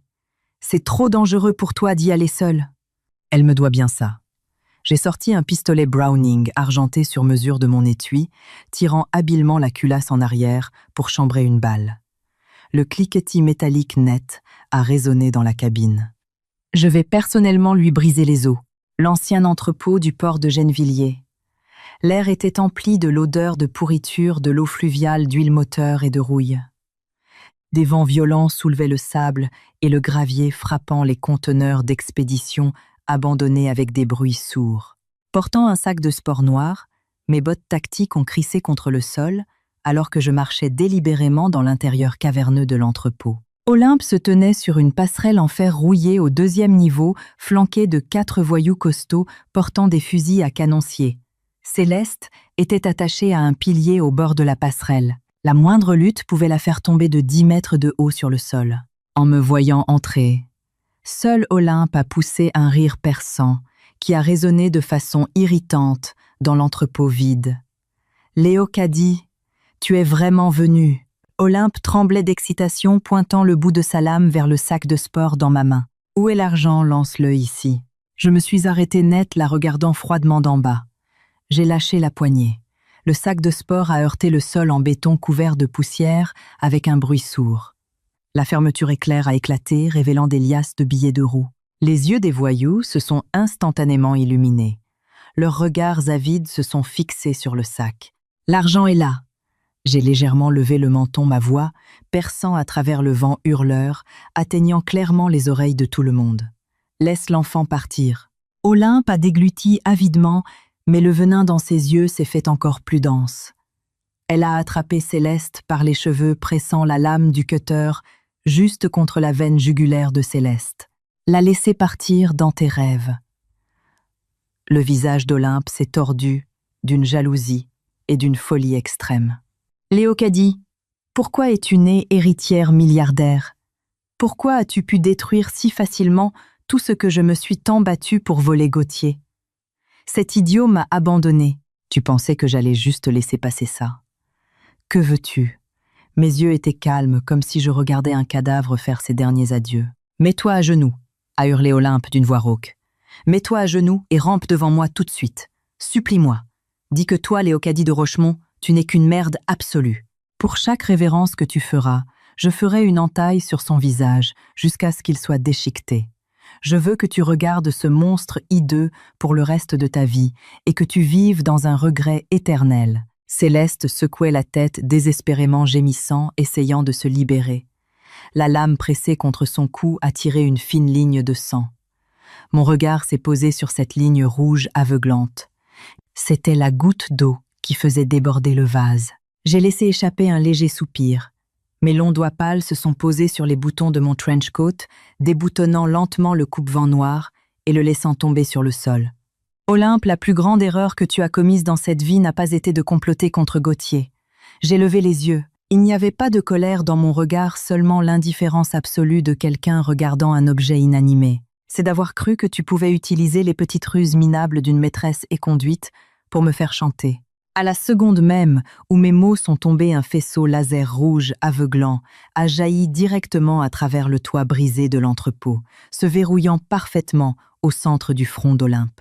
Immédiatement, après 2,5 plus d'une douzaine de lignes de visée laser rouge, on tissait une toile de mort hermétique, se verrouillant instantanément sur les fronts, les cœurs et les poignets, armés de chacun des voyous sur la passerelle. L'avidité sur les visages des voyous s'est instantanément figée, remplacée par une terreur profonde jusqu'à l'âme. Ils ont horriblement réalisé que face à cette suppression absolue, leurs fusils de fortune ressemblaient à des jouets d'enfants. Pain. Un tir de fusil de sniper étouffé a déchiré le vent. Avant même qu'Olympe ne puisse réagir, le poignet de sa main droite, tenant le cutter, a explosé dans un brouillard de sang. La douleur atroce de l'os brisé lui a fait pousser un couinement de porc. Le cutter a cliqueté sur le sol. Simultanément, les vitres brisées tout autour de l'entrepôt ont explosé violemment vers l'intérieur. Des dizaines d'agents d'élite de la famille de Rochemont, vêtus de tenues tactiques noires pures, portant des lunettes de vision nocturne et tenant des pistolets mitrailleurs, sont descendus en rappel dans l'entrepôt de toutes. Les directions comme des fantômes rampant hors de l'enfer. Le son synchronisé de leurs bottes de combat, heurtant le métal et le béton, portait une pression suffocante. En moins de 3 secondes, les 4 voyous ont eu la mâchoire fracassée par des crosses de fusil et ont été cloués, morts de peur au sol. Les canons froids des armes enfoncés directement dans leur bouche. Olympe, tenant son poignet tranché, s'est effondrée dans une mare de sang. Elle regardait dans une terreur absolue ces machines à tuer lourdement armées qui l'entouraient, puis me regardait debout au centre de l'entrepôt, pas un seul cheveu de travers. Qui es-tu exactement? Les dents d'Olympe claquaient de la sueur froide mêlée de sang coulant sur son visage. Elle a finalement réalisé que la personne qu'elle avait provoquée n'était pas une femme au foyer divorcée et démunie, mais une faucheuse vivante, capable de mobiliser des forces d'un niveau militaire à volonté. J'ai gravi les escaliers en métal rouillé marche par marche. Le cliquetis de mes bottes contre les plaques de fer sonnait comme le conte à rebours de la faucheuse. Je me suis approchée de Céleste et j'ai coupé les cordes qui la liaient. Un agent s'est immédiatement avancé, prenant doucement Céleste dans ses bras pour l'éloigner de la plateforme. Sur le bord de la passerelle, il ne restait plus que moi et Olympe paralysés. Je me suis penchée et j'ai ramassé le cutter taché de sang. Je te l'ai dit il y a 1 minute. Je me suis accroupie devant Olympe, lui pinçant le menton, la forçant à lever les yeux vers moi. Le reflet froid de la lame s'est miré dans ses pupilles, remplies de désespoir. Je vais personnellement te briser les os. La lame froide a glissé lentement contre la joue gonflée d'Olympe. Le frisson distinct du métal a hérissé chaque poil de son corps. Et un halètement rauque et sifflant, comme un soufflet percé, s'est arraché de sa gorge. Ne me tuez pas. S'il vous plaît, ne me tuez pas. Je ne veux pas de l'argent. Vous pouvez tout garder. Je vais quitter Paris tout de suite et je n'apparaîtrai plus jamais devant vous. Ignorant la douleur atroce dans son poignet, Olympe a utilisé sa main gauche restante pour griffer désespérément le béton rugueux, se tortillant en arrière comme un asticot, essayant d'esquiver la lame qui pouvait trancher sa jugulaire. à n'importe quelle seconde. J'ai regardé de haut ce visage complètement déformé par la peur, et j'ai soudain ressenti un ennui incroyable. D'un petit coup de lame, le cutter a cassé le fil rouge autour de son cou. Un pendentif en jade blanc noirci par la fumée a glissé de son col et a heurté la mare de sang. Tu portes ce jade depuis 5 ans. Est-ce qu'il ne te brûle pas? J'ai utilisé la pointe de la lame pour faire rouler le pendentif en jade un peu plus loin mes yeux glaciales. Il y a 5 ans, lors de l'accident de voiture et de l'incendie sur la route du Cap Ferré, tu as arraché ce pendentif de mon corps inconscient. Tu l'as apporté à Gauthier et tu as faussement prétendu être son sauveur. Pendant 5 ans, tu as profité de la gloire qui aurait dû être la mienne. Tu as dépensé l'argent de la famille Valéran. Tu as donné des ordres à leurs domestiques et tu m'as même marché sur la tête pour parader. Les pupilles d'Olympe se sont massivement dilatées, me fixant comme si elle avait vu un fantôme. Comment sais-tu? Tu étais clairement dans un coma profond à l'époque. Si tu ne veux pas qu'on sache quelque chose, ne le fais pas. J'ai jeté le cutter avec désinvolture dans un tonneau en fer rouillé. Il a atterri avec un claquement métallique sourd. Te tuer me salirait les mains. Il y a un endroit bien plus approprié pour que tu passes le reste de ta vie. Juste au moment où je parlais, des sirènes de police ont retenti à l'extérieur de l'entrepôt. Des gyrophares rouges et bleus ont déchiré la nuit sombre. Plus d'une douzaine de voitures de la police judiciaire ont rugi dans le terrain vague à l'extérieur du vieux chantier naval, barricadant étroitement le bâtiment abandonné. Deuxième frère. Amaury de Rochemont portant un trench coat noir impeccable et des chaussures de ville cirées est entré dans l'entrepôt, entouré d'un groupe de policiers de la BRI. Il a remonté ses lunettes à monture dorée, les verres émettant une lumière stricte et froide. Maître de Rochemont, le commissaire principal, a légèrement hoché la tête vers Amaury, puis a fait un signe de la main. Plusieurs officiers se sont immédiatement avancés, sortant des menottes. « Mademoiselle Olympe Favier !» Amaury s'est approché d'Olympe, sortant de sa mallette, un mandat d'arrêt estampillé d'un sceau officiel rouge vif et l'ouvrant juste devant ses yeux. Vous êtes soupçonné d'avoir orchestré l'incendie criminel d'il y a 5 ans, d'avoir détourné 53 millions d'euros d'actifs du groupe Valéran, de falsification de documents de blanchiment d'argent, de la violente affaire de tentative d'enlèvement à main. Armé d'aujourd'hui. Avec ces 4 crimes majeurs combinés, je vous garantis que vous pourrirez en prison. De plus, tous les actifs illicites à votre nom ont été complètement gelés. Vos contacts offshore ont été appréhendés par Interpol il y a une demi-heure. Les défenses psychologiques d'Olympe se sont complètement effondrées à ce moment-là. En regardant le mandat d'arrêt en noir et blanc, elle a poussé un hurlement à glacer, le sang se débattant, désespérément refusant de laisser la police lui passer les menottes. « Non, je ne veux pas aller en prison. Je suis la femme de Gauthier Valéran. Vous ne pouvez pas m'arrêter. » Le commissaire a aboyé un ordre froid. 2 officiers ont attrapé Olympe par les bras à gauche et à droite, la traînant hors de l'entrepôt comme un sac d'ordures. Au moment où elle passait devant moi, elle a essayé de verrouiller son regard venimeux sur moi, mais un agent des Rochemont à côté d'elle lui a donné un violent coup de pied derrière le genou, la forçant à s'effondrer lourdement, avant d'être poussée dans le fourgon de police, clignotante. Alors que les sirènes s'éloignaient, l'entrepôt a retrouvé son calme. « Es-tu blessé ?» Amaury a rangé le mandat d'arrêt et s'est approché ses yeux, balayant le pansement sur ma main droite, ses sourcils se fronçant légèrement. Je vais bien, juste une égratignure. J'ai secoué la tête me tournant pour regarder Céleste qui était tenue en sécurité par un agent. Bien que terrifiée, la petite fille s'était calmée après m'avoir vue et reposait maintenant sagement sur l'épaule de l'agent. Juste au moment où nous nous préparions à évacuer une Bentley noire, avec le pare-choc avant enfoncé, a fait irruption follement dans le terrain vague à l'extérieur de l'entrepôt. Avec un crissement de frein strict, elle s'est arrêtée à moins de 10 mètres de nous. La portière a été violemment poussée de l'intérieur. Gauthier est sorti en titubant de la voiture. Il ne portait pas de veste. Sa chemise de ville blanche était couverte de poussière et de boue, ses cheveux en désordre total. Il avait traqué Olympe jusqu'ici, en utilisant un traceur GPS caché dans la valise pleine de liquide. Mais il ne s'attendait pas du tout à tomber nez à nez sur une formation paramilitaire cuirassée de la famille de Rochemont. Il est resté figé sur place. Son regard a balayé les gardes rapprochés d'élite lourdement armés, portant l'écusson de la famille de Rochemont sur leur poitrine. Le lourd hélicoptère garé à proximité et s'est finalement verrouillé mortellement sur Céleste, qui était protégée au centre par Amaury et moi. Léocadie. Céleste. La pomme d'Adam de Gauthier a bougé violemment. Ses lèvres fendillées ont tremblé le son sortant de sa gorge rauque, comme s'il avait été broyé par du papier de verre. Il a chancelé d'un pas en avant, voulant s'approcher. Clic-clac. Le bruit synchronisé de dizaines de fusils d'assaut qu'on arme a résonné dans le ciel nocturne.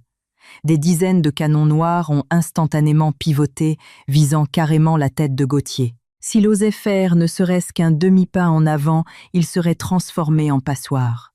Les pas de Gauthier se sont arrêtés net en l'air. Il m'a regardé. Ses yeux, qui montraient autrefois toujours de l'arrogance et du dédain, débordaient maintenant d'une terreur profonde et d'incrédulité. « Qui es-tu exactement? Pourquoi t'ont-ils appelé Mademoiselle de Rochemont ?» La voix de Gauthier tremblait.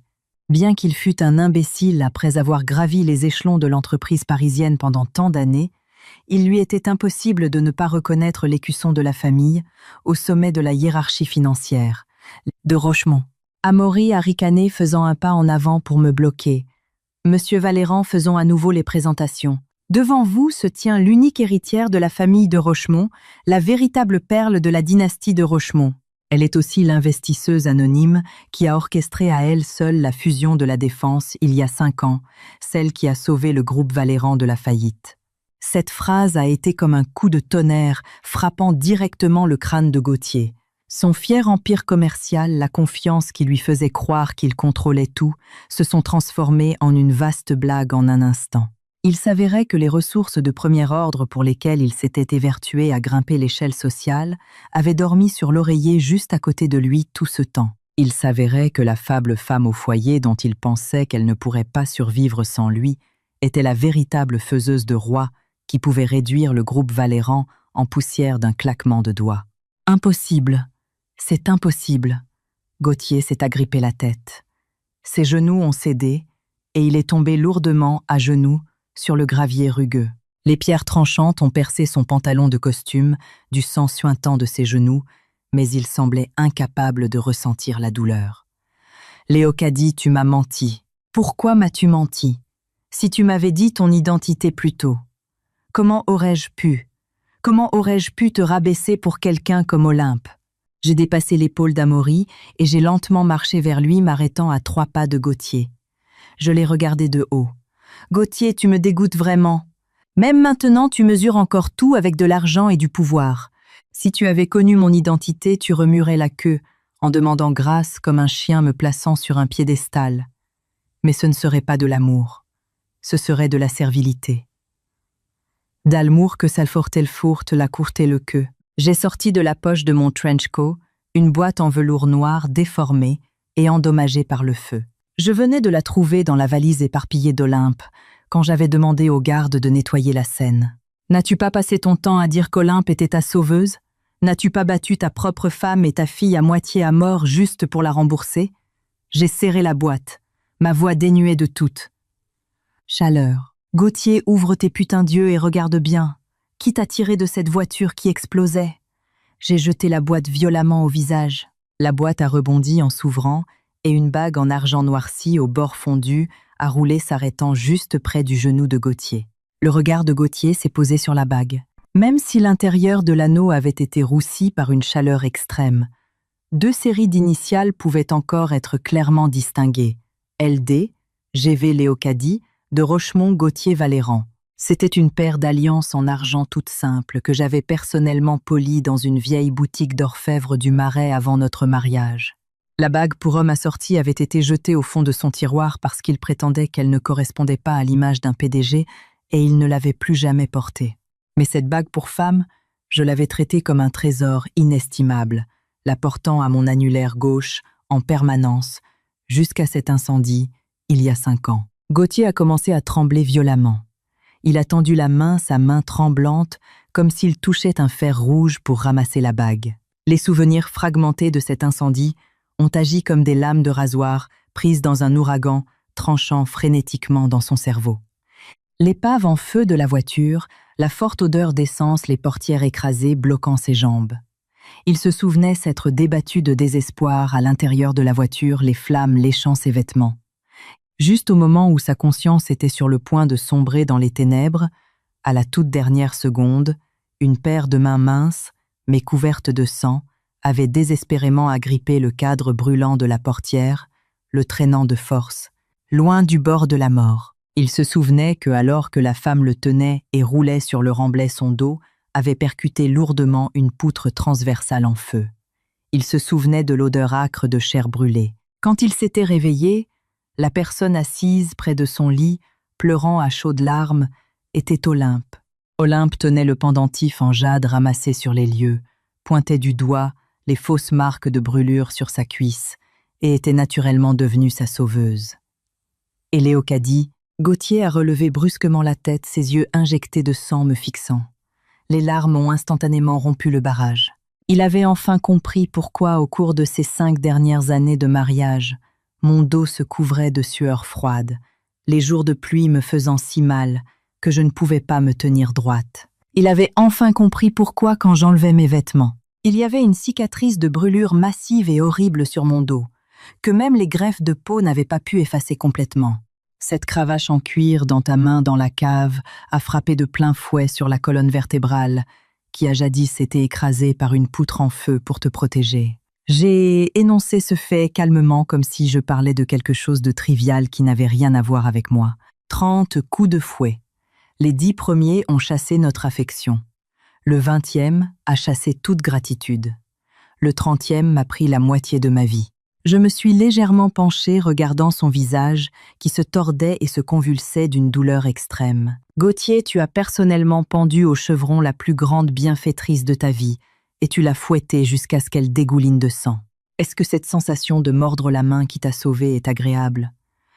Ah! Un cri strident et désespéré s'est arraché de la gorge de Gauthier, sonnant comme un hibou pleurant du sang. Il a frappé follement sa propre poitrine des 2 poings, comme s'il essayait d'arracher le cœur qui avait déjà été trempé dans le venin du remords. Il est tombé à genoux et s'est jeté en avant, frappant lourdement sa tête contre le sol de gravier dur.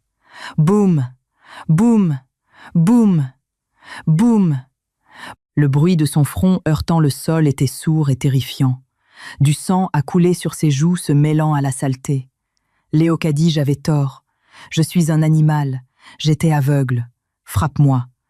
Prends un couteau et tue-moi. Il a rampé vers moi, comme un chien mourant, tendant une main couverte de boue et de sang, essayant d'attraper l'ourlet de mon manteau. Un garde des Rochemonts s'est immédiatement avancé, sa lourde botte de combat, marchant impitoyablement sur la main de Gauthier, écrasant ses doigts dans le gravier. Gauthier a laissé échapper un gémissement de douleur étouffé, mais ses yeux sont restés rivés sur moi. Son regard était rempli d'une supplication maladivement pathétique. « S'il te plaît, pour le bien de Céleste, donne-moi une chance de plus. Je te rembourserai avec ma vie, je serai ta bête de somme. » J'ai regardé de haut cet homme autrefois insupportablement arrogant, mon cœur, ne produisant même pas la moindre ondulation. J'avais complètement renoncé à lui. Gauthier, ses 30 coups de fouet ont déjà effacé nos comptes. Je me suis lentement redressée, laissant le vent de la nuit attraper l'ourlet de mon trench-coat. À partir de ce moment, que tu vives ou que tu meurs, que tu mendies dans les rues ou que tu sautes d'un immeuble pour t'excuser auprès du monde, cela n'a rien à voir avec moi. Je me suis retournée et j'ai marché vers l'hélicoptère. Deuxième frère, je te laisse ça. D'ici, à ce que le soleil se lève demain, je ne veux pas voir une seule brique intacte de son entreprise. Amaury a remonté ses lunettes, les verres brillants d'une lumière froide. Ne t'inquiète pas. Après la liquidation judiciaire, je m'assurerai qu'il soit accablé d'une dette suffisamment massive pour qu'il doive la rembourser pendant 3 vies. Les passages souterrains du métro parisien seront sa seule maison pour le reste de sa vie. Les pales massives ont commencé à rugir, soulevant des vents violents et du gravier. J'ai marché sur la rampe de l'hélicoptère. J'ai pris Céleste des bras de l'agent et je l'ai tenue fermement contre moi. Alors que l'hélicoptère s'élevait lentement, le souffle a balayé Gauthier dans la boue, le faisant rouler. À travers le hublot, j'ai vu Gauthier agenouillé dans la boue, tendant désespérément les mains vers le ciel, sa bouche hurlant toujours mon nom à plein poumon. Mais sa voix était complètement déchiquetée par le rugissement des moteurs, pour ne plus jamais atteindre mes oreilles. La vue nocturne de Paris a progressivement rétréci en dessous de nous. Ces 4 murs qui m'avaient autrefois piégé les compromis hypocrites et l'endurance ont tous été laissés loin derrière, dans l'obscurité froide de la nuit. J'ai baissé les yeux et j'ai doucement embrassé la blessure bandée sur le front de Céleste. « Maman, où allons-nous » Céleste m'a enlacé le cou, demandant de sa douce voix de lait. J'ai regardé par la fenêtre. Au-dessus des nuages, une lune brillante et immaculée perçait la grisaille, projetant une lumière libre et froide. Nous rentrons à la maison. Un sourire de soulagement est apparu sur mes lèvres. Pour vivre nos propres vies. Scellé. Personnel non autorisé reculé. Un huissier du tribunal de commerce a fait un signe de la main sans expression. 2 officiers ont attrapé Gauthier par les bras le traînant, hors des portes, en fer forgé du domaine de banlieue. Le vent d'hiver glacial, mêlé de grésil, fouettait vicieusement la fine chemise de ville de Gauthier. Il a trébuché et est tombé sur l'asphalte gelé. Ses paumes étaient écorchées et en sang par le gravier rugueux. Les 2 portes sculptées se sont refermées impitoyablement au nez et à la barbe de Gauthier. Avec le clic de la serrure, la dernière once de dignité appartenant à Gauthier Valéran, autrefois milliardaire parisien, lui a été complètement arrachée. En seulement un demi-mois, le groupe Valéran est passé d'un géant sur le point d'entrer en bourse sur Euronext à un cadavre d'entreprise entièrement dépecé par divers vautours du capital. Les ventes à découvert et la coupure de la chaîne de capitaux de Maximilien n'étaient que la première étape. Par la suite, Amaury a soumis un dossier de 1000 pages de preuves irréfutables au tribunal détaillant des fraudes financières et des évasions fiscales à double contrat. Les inspecteurs du Trésor public ont entièrement investi les lieux pour auditer les comptes. Tous les biens immobiliers, les actions et les fiducies offshore sous le nom de Valéran ont été entièrement gelés et vendus aux enchères. Pour combler ce trou financier massif, Gauthier n'a pas seulement perdu sa chemise. Il s'est également retrouvé personnellement responsable de 3 milliards d'euros de dettes conjointes. Il est devenu un rat traversant la rue, un débiteur insolvable que tout le monde voulait abattre. Allongé sur le sol gelé, Gauthier tremblant a tiré de sa poche un téléphone jetable fêlé bon marché. C'était la seule chose de valeur qui lui restait. Il a fait défiler les contacts composant les numéros des personnes qu'il appelait autrefois ses frères lors des cocktails à Paris. « Désolé, le numéro que vous avez composé est occupé. »« Gauthier, tu es fou. Tu oses m'appeler. As-tu peur que la famille de Rochemont ne découvre pas que nous nous connaissons des gages ? Hé ! Si tu veux mendier de la nourriture, va sous un pont. Ne salis pas l'écran de mon téléphone. » Les tonalités ont agi comme des épines empoisonnées, poignardant son cœur criblé de balles. Il a fini par accepter la réalité. Dans ce jeu de pouvoir absolu, personne n'osait lui jeter le moindre brin de paille. La famille de Rochemont n'avait même pas eu besoin d'utiliser de tactiques sournoises. Couper simplement le tube d'oxygène de la famille Valéran suffisait à l'asphyxier à mort. Une pluie glaciale mêlée de neige a commencé à tomber. Gauthier a resserré sa chemise déchirée. Comme un zombie sans âme, il a traîné ses jambes engourdies pas à pas vers le domaine caché de la famille de Rochemont à Chantilly. Des limites de la ville jusqu'au domaine forestier, c'était une épreuve épuisante de 30 kilomètres. Il n'avait pas d'argent pour un taxi. Il ne pouvait mesurer la distance qu'avec ses pieds. Les semelles de ses chaussures se sont usées. L'eau ensanglantée de ses orteils laissant une traînée d'empreintes rouges aveuglantes dans la neige. Pendant 3 jours et 3 nuits, Gauthier s'est agenouillé comme un chien errant sans abri devant les immenses portails en fer forgé noir et hors du domaine de Rochemont. Il n'osait pas crier fort. Il ne pouvait qu'agripper fermement les barreaux de fer glacés à 2 mains, frappant son front de façon répétée contre le pavé de pierre bleue, répétant machinalement une supplique creuse. « Laissez-moi voir Léocadie, s'il vous plaît. Laissez-moi juste dire que je suis désolé à Léocadie. » L'eau de pluie mêlée au sang brouillait sa vision. La faim, le froid et une forte fièvre dévoraient constamment sa force vitale. Mais il n'osait pas s'effondrer. Son unique obsession était de voir la femme qu'il avait personnellement repoussée juste une fois de plus. Le matin du 4e jour, les lourds portails noirs et or se sont finalement lentement ouverts, avec le profond bourdonnement des roulements mécaniques. Une lueur de joie extatique a instantanément jailli des yeux creux de Gauthier. Il a lutté pour se lever, mais ses jambes étaient si raides de froid qu'il s'est écrasé lourdement dans la gadoue boueuse. Ce n'était pas Léocadie qui est sorti. Les trois frères de Rochemont portant des manteaux sombres se tenaient comme des montagnes infranchissables, bloquant toute la lumière de l'intérieur du domaine. L'aîné Maximilien regardait de haut le tas de boue sur le sol. Il n'y avait pas de mépris dans ses pupilles d'un noir absolu, seulement une indifférence absolue, comme s'il regardait de l'air. « Monsieur de Rochemont, grand frère, s'il vous plaît, laissez-moi voir, Léocadie. » Gauthier a tendu la main en essayant d'attraper le bas du pantalon de Maximilien, comme un homme qui se noie attrapant une bouée de sauvetage. Un garde du corps s'est instantanément avancé sa botte de combat, clouant impitoyablement la main de Gauthier au sol. « N'utilisez pas ce titre, il dégoûte ma sœur. » Le ton de Maximilien était plat, mais portait un givre à glacer les os. « Gauthier Valéran, tu t'es agenouillé ici pendant 3 jours. Essaies-tu juste de t'émouvoir toi-même? Penses-tu vraiment que si tu agis de façon suffisamment pathétique, cela t'achètera le pardon? » Amaury a remonté ses lunettes à monture dorée et a jeté une copie d'un verdict de tribunal devant Gauthier. Le cas d'Olympe a été jugé aujourd'hui, 15 ans de réclusion criminelle. Au tribunal, elle a pleuré et a rejeté toute la faute sur toi, disant qu'elle n'avait détourné l'argent que sous tes instructions. Gauthier, le grand amour à qui tu as donné la moitié de ta vie pour le protéger, a agi pire qu'un chien devant le juge. Gauthier a tremblé violemment, son regard fixé mortellement sur le verdict. Un son ressemblant au dernier soupir d'une bête s'est arraché de sa gorge. Sais-tu ce que Léocadie a fait ces 3 derniers jours? Le 3e frère Balthazar a fait tourner un coupe-cigare dans sa main avec désinvolture. Elle s'est préparée pour une tournée de présentation de fusion à la Défense. Elle a choisi des écoles internationales bilingues pour Céleste, et elle a fait faire des essayages de robes de créateurs venus directement de la rue. Saint-Honoré. Elle n'a même pas demandé pas une seule fois s'il y avait un chien nommé Gauthier Valéran agenouillé à l'extérieur des grilles. Ces mots ont été plus fatals que n'importe quel coup physique. Gauthier avait toujours pensé que Léocadie le haïssait jusqu'à la moelle, ce qui expliquait pourquoi elle avait utilisé toutes les ressources de la famille de Rochemont pour le détruire. S'il y avait de la haine, cela signifiait qu'elle s'en souciait encore.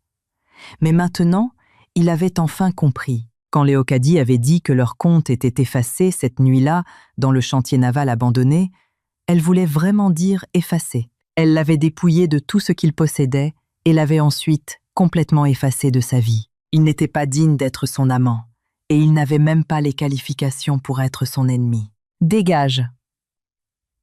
Maximilien s'est retourné, estimant que lui accorder même un second regard était superflu.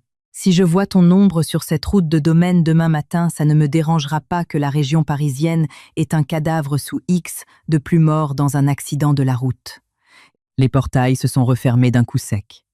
Gauthier s'est effondré dans la neige, son regard franchissant les hauts murs pour regarder vers les immenses baies vitrées de la résidence principale.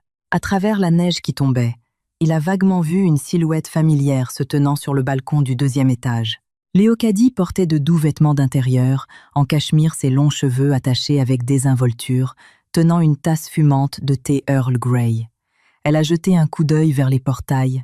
Son regard était aussi calme que si elle regardait une feuille morte tomber. Sans s'arrêter même une demi-seconde, elle s'est retournée et a regagné la chaleur de la pièce. Ce seul regard indifférent a complètement vidé la dernière goutte de chaleur des veines de Gauthier. Il a finalement craqué gémissant, dans un désespoir absolu. Ses mains ont griffé la terre, ses ongles se pliant et se cassant. Le remords s'est transformé en une lame tranchante, découpant son âme à vif. Il aurait pu, à l'origine, avoir l'amour le plus pur de ce monde, la famille la plus parfaite. Pourtant, il avait personnellement tout brisé et tout jeté dans le caniveau. 1 an plus tard, un gala d'affaires organisé dans un penthouse à Paris, avec une vue plongeante sur la Seine. Des lustres massifs en cristal projetaient une lueur éblouissante. La salle de bal était emplie du bruissement de robes de soirée hors de prix et du tintement des verres réunissant les superprédateurs de la finance mondiale et les élites du monde des affaires. Je portais une robe du soir haute couture bleu nuit, impeccablement coupée. Tenant une flûte de champagne, Je me tenais entouré de plusieurs cadres de la défense, riant et parlant sans effort. À l'annulaire de ma main gauche, la marque laissée par cette simple bague en argent avait depuis longtemps été effacée par le temps, remplacée par une bague en émeraude symbolisant le pouvoir absolu. Mademoiselle de Rochemont, la fusion énergétique sud-américaine que vous avez dirigée, était une leçon magistrale digne des meilleurs manuels. Non seulement vous avez repoussé les vendeurs à découvert, mais vous avez également doublé la taille du portefeuille des de Rochemont. Le PDG de BNP Paribas a levé son verre offrant des éloges sincères. J'ai souri légèrement trinquante avec lui. Vous me flattez, je ne fais que suivre la tendance du marché. Au milieu des bavardages informels, le sujet de discussion des cadres a fini par dériver sur le passé récent de Paris. En parlant de ça, c'est vraiment dommage.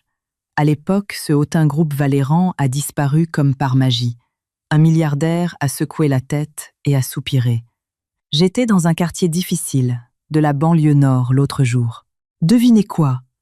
J'ai vu un manœuvre qui ramassait des sacs poubelles et qui ressemblait exactement à cet arrogant PDG Gauthier Valéran. J'ai entendu dire qu'il traîne des milliards de dettes. Non seulement il est légalement interdit de toute dépense de luxe, mais les créanciers lui brisent les jambes une semaine sur deux. Il y a quelque temps, j'ai entendu dire qu'il fouillait dans une benne à ordures pour se nourrir sous les ponts de Paris, qu'il s'est battu avec un chien errant pour des restes qu'il a été mordu et a attrapé une. Maladie. Maintenant, plus personne ne veut l'embaucher même pour ramasser les poubelles. La foule a soupiré, traitant cela comme rien de plus que des potins de fin de repas. Mademoiselle de Rochemont, vous êtes à Paris depuis des années. Avez-vous entendu parler de ça? Le milliardaire s'est tourné et m'a posé la question. J'ai fait tourner le champagne dans ma main. Le liquide or pâle a réfracté la lumière fragmentée contre le verre. Dans mon esprit, un bref éclair d'une cravache en cuir ensanglantée dans une cave sombre a traversé ma mémoire, suivi de l'hystérie de cette nuit pluvieuse. Ces images étaient comme un vieux film muet en noir et blanc du siècle dernier, longue dénuée de couleurs et de sons. Jamais entendu parler. J'ai bu le champagne d'un trait et j'ai posé le verre vide avec fluidité sur le plateau d'un serveur qui passait. Mes lèvres rouges se sont recourbées en un arc calme et sans effort. Je ne me préoccupe pas de l'endroit où finissent les ordures. Un rire cristallin a résonné derrière moi. Céleste, 6 ans, vêtue d'une robe de princesse, d'un blanc pur, a couru dans la salle de bal comme un papillon féerique et s'est jetée dans mes bras. Son front était lisse et sans défaut, ne laissant aucune cicatrice quelle qu'elle soit. Ses yeux pétillaient de la lumière la plus pure et la plus insouciante d'une enfant de son âge. Maman, oncle Maximilien a dit qu'il m'emmenait voir les feux d'artifice au-dessus de la tour Eiffel tout à l'heure. Elle a levé la tête, partageant avec empressement sa joie.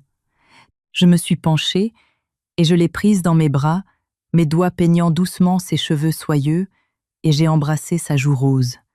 « D'accord, maman, viendra avec vous. » Portant ma fille, je me suis retournée et j'ai marché vers la vaste terrasse à l'extérieur de la baie vitrée. La brise venant de la Seine a soufflé contre nous portant le parfum de l'humidité et de la véritable liberté. Des feux d'artifice massifs ont explosé dans le ciel nocturne, illuminant l'eau dans un affichage brillant de couleurs éclatantes. Cette nuit-là, la dernière ombre persistante dans la moelle de mes os s'est finalement évanouie avec le vent. Ce genre de vie était ce que cela signifiait vraiment être en vie.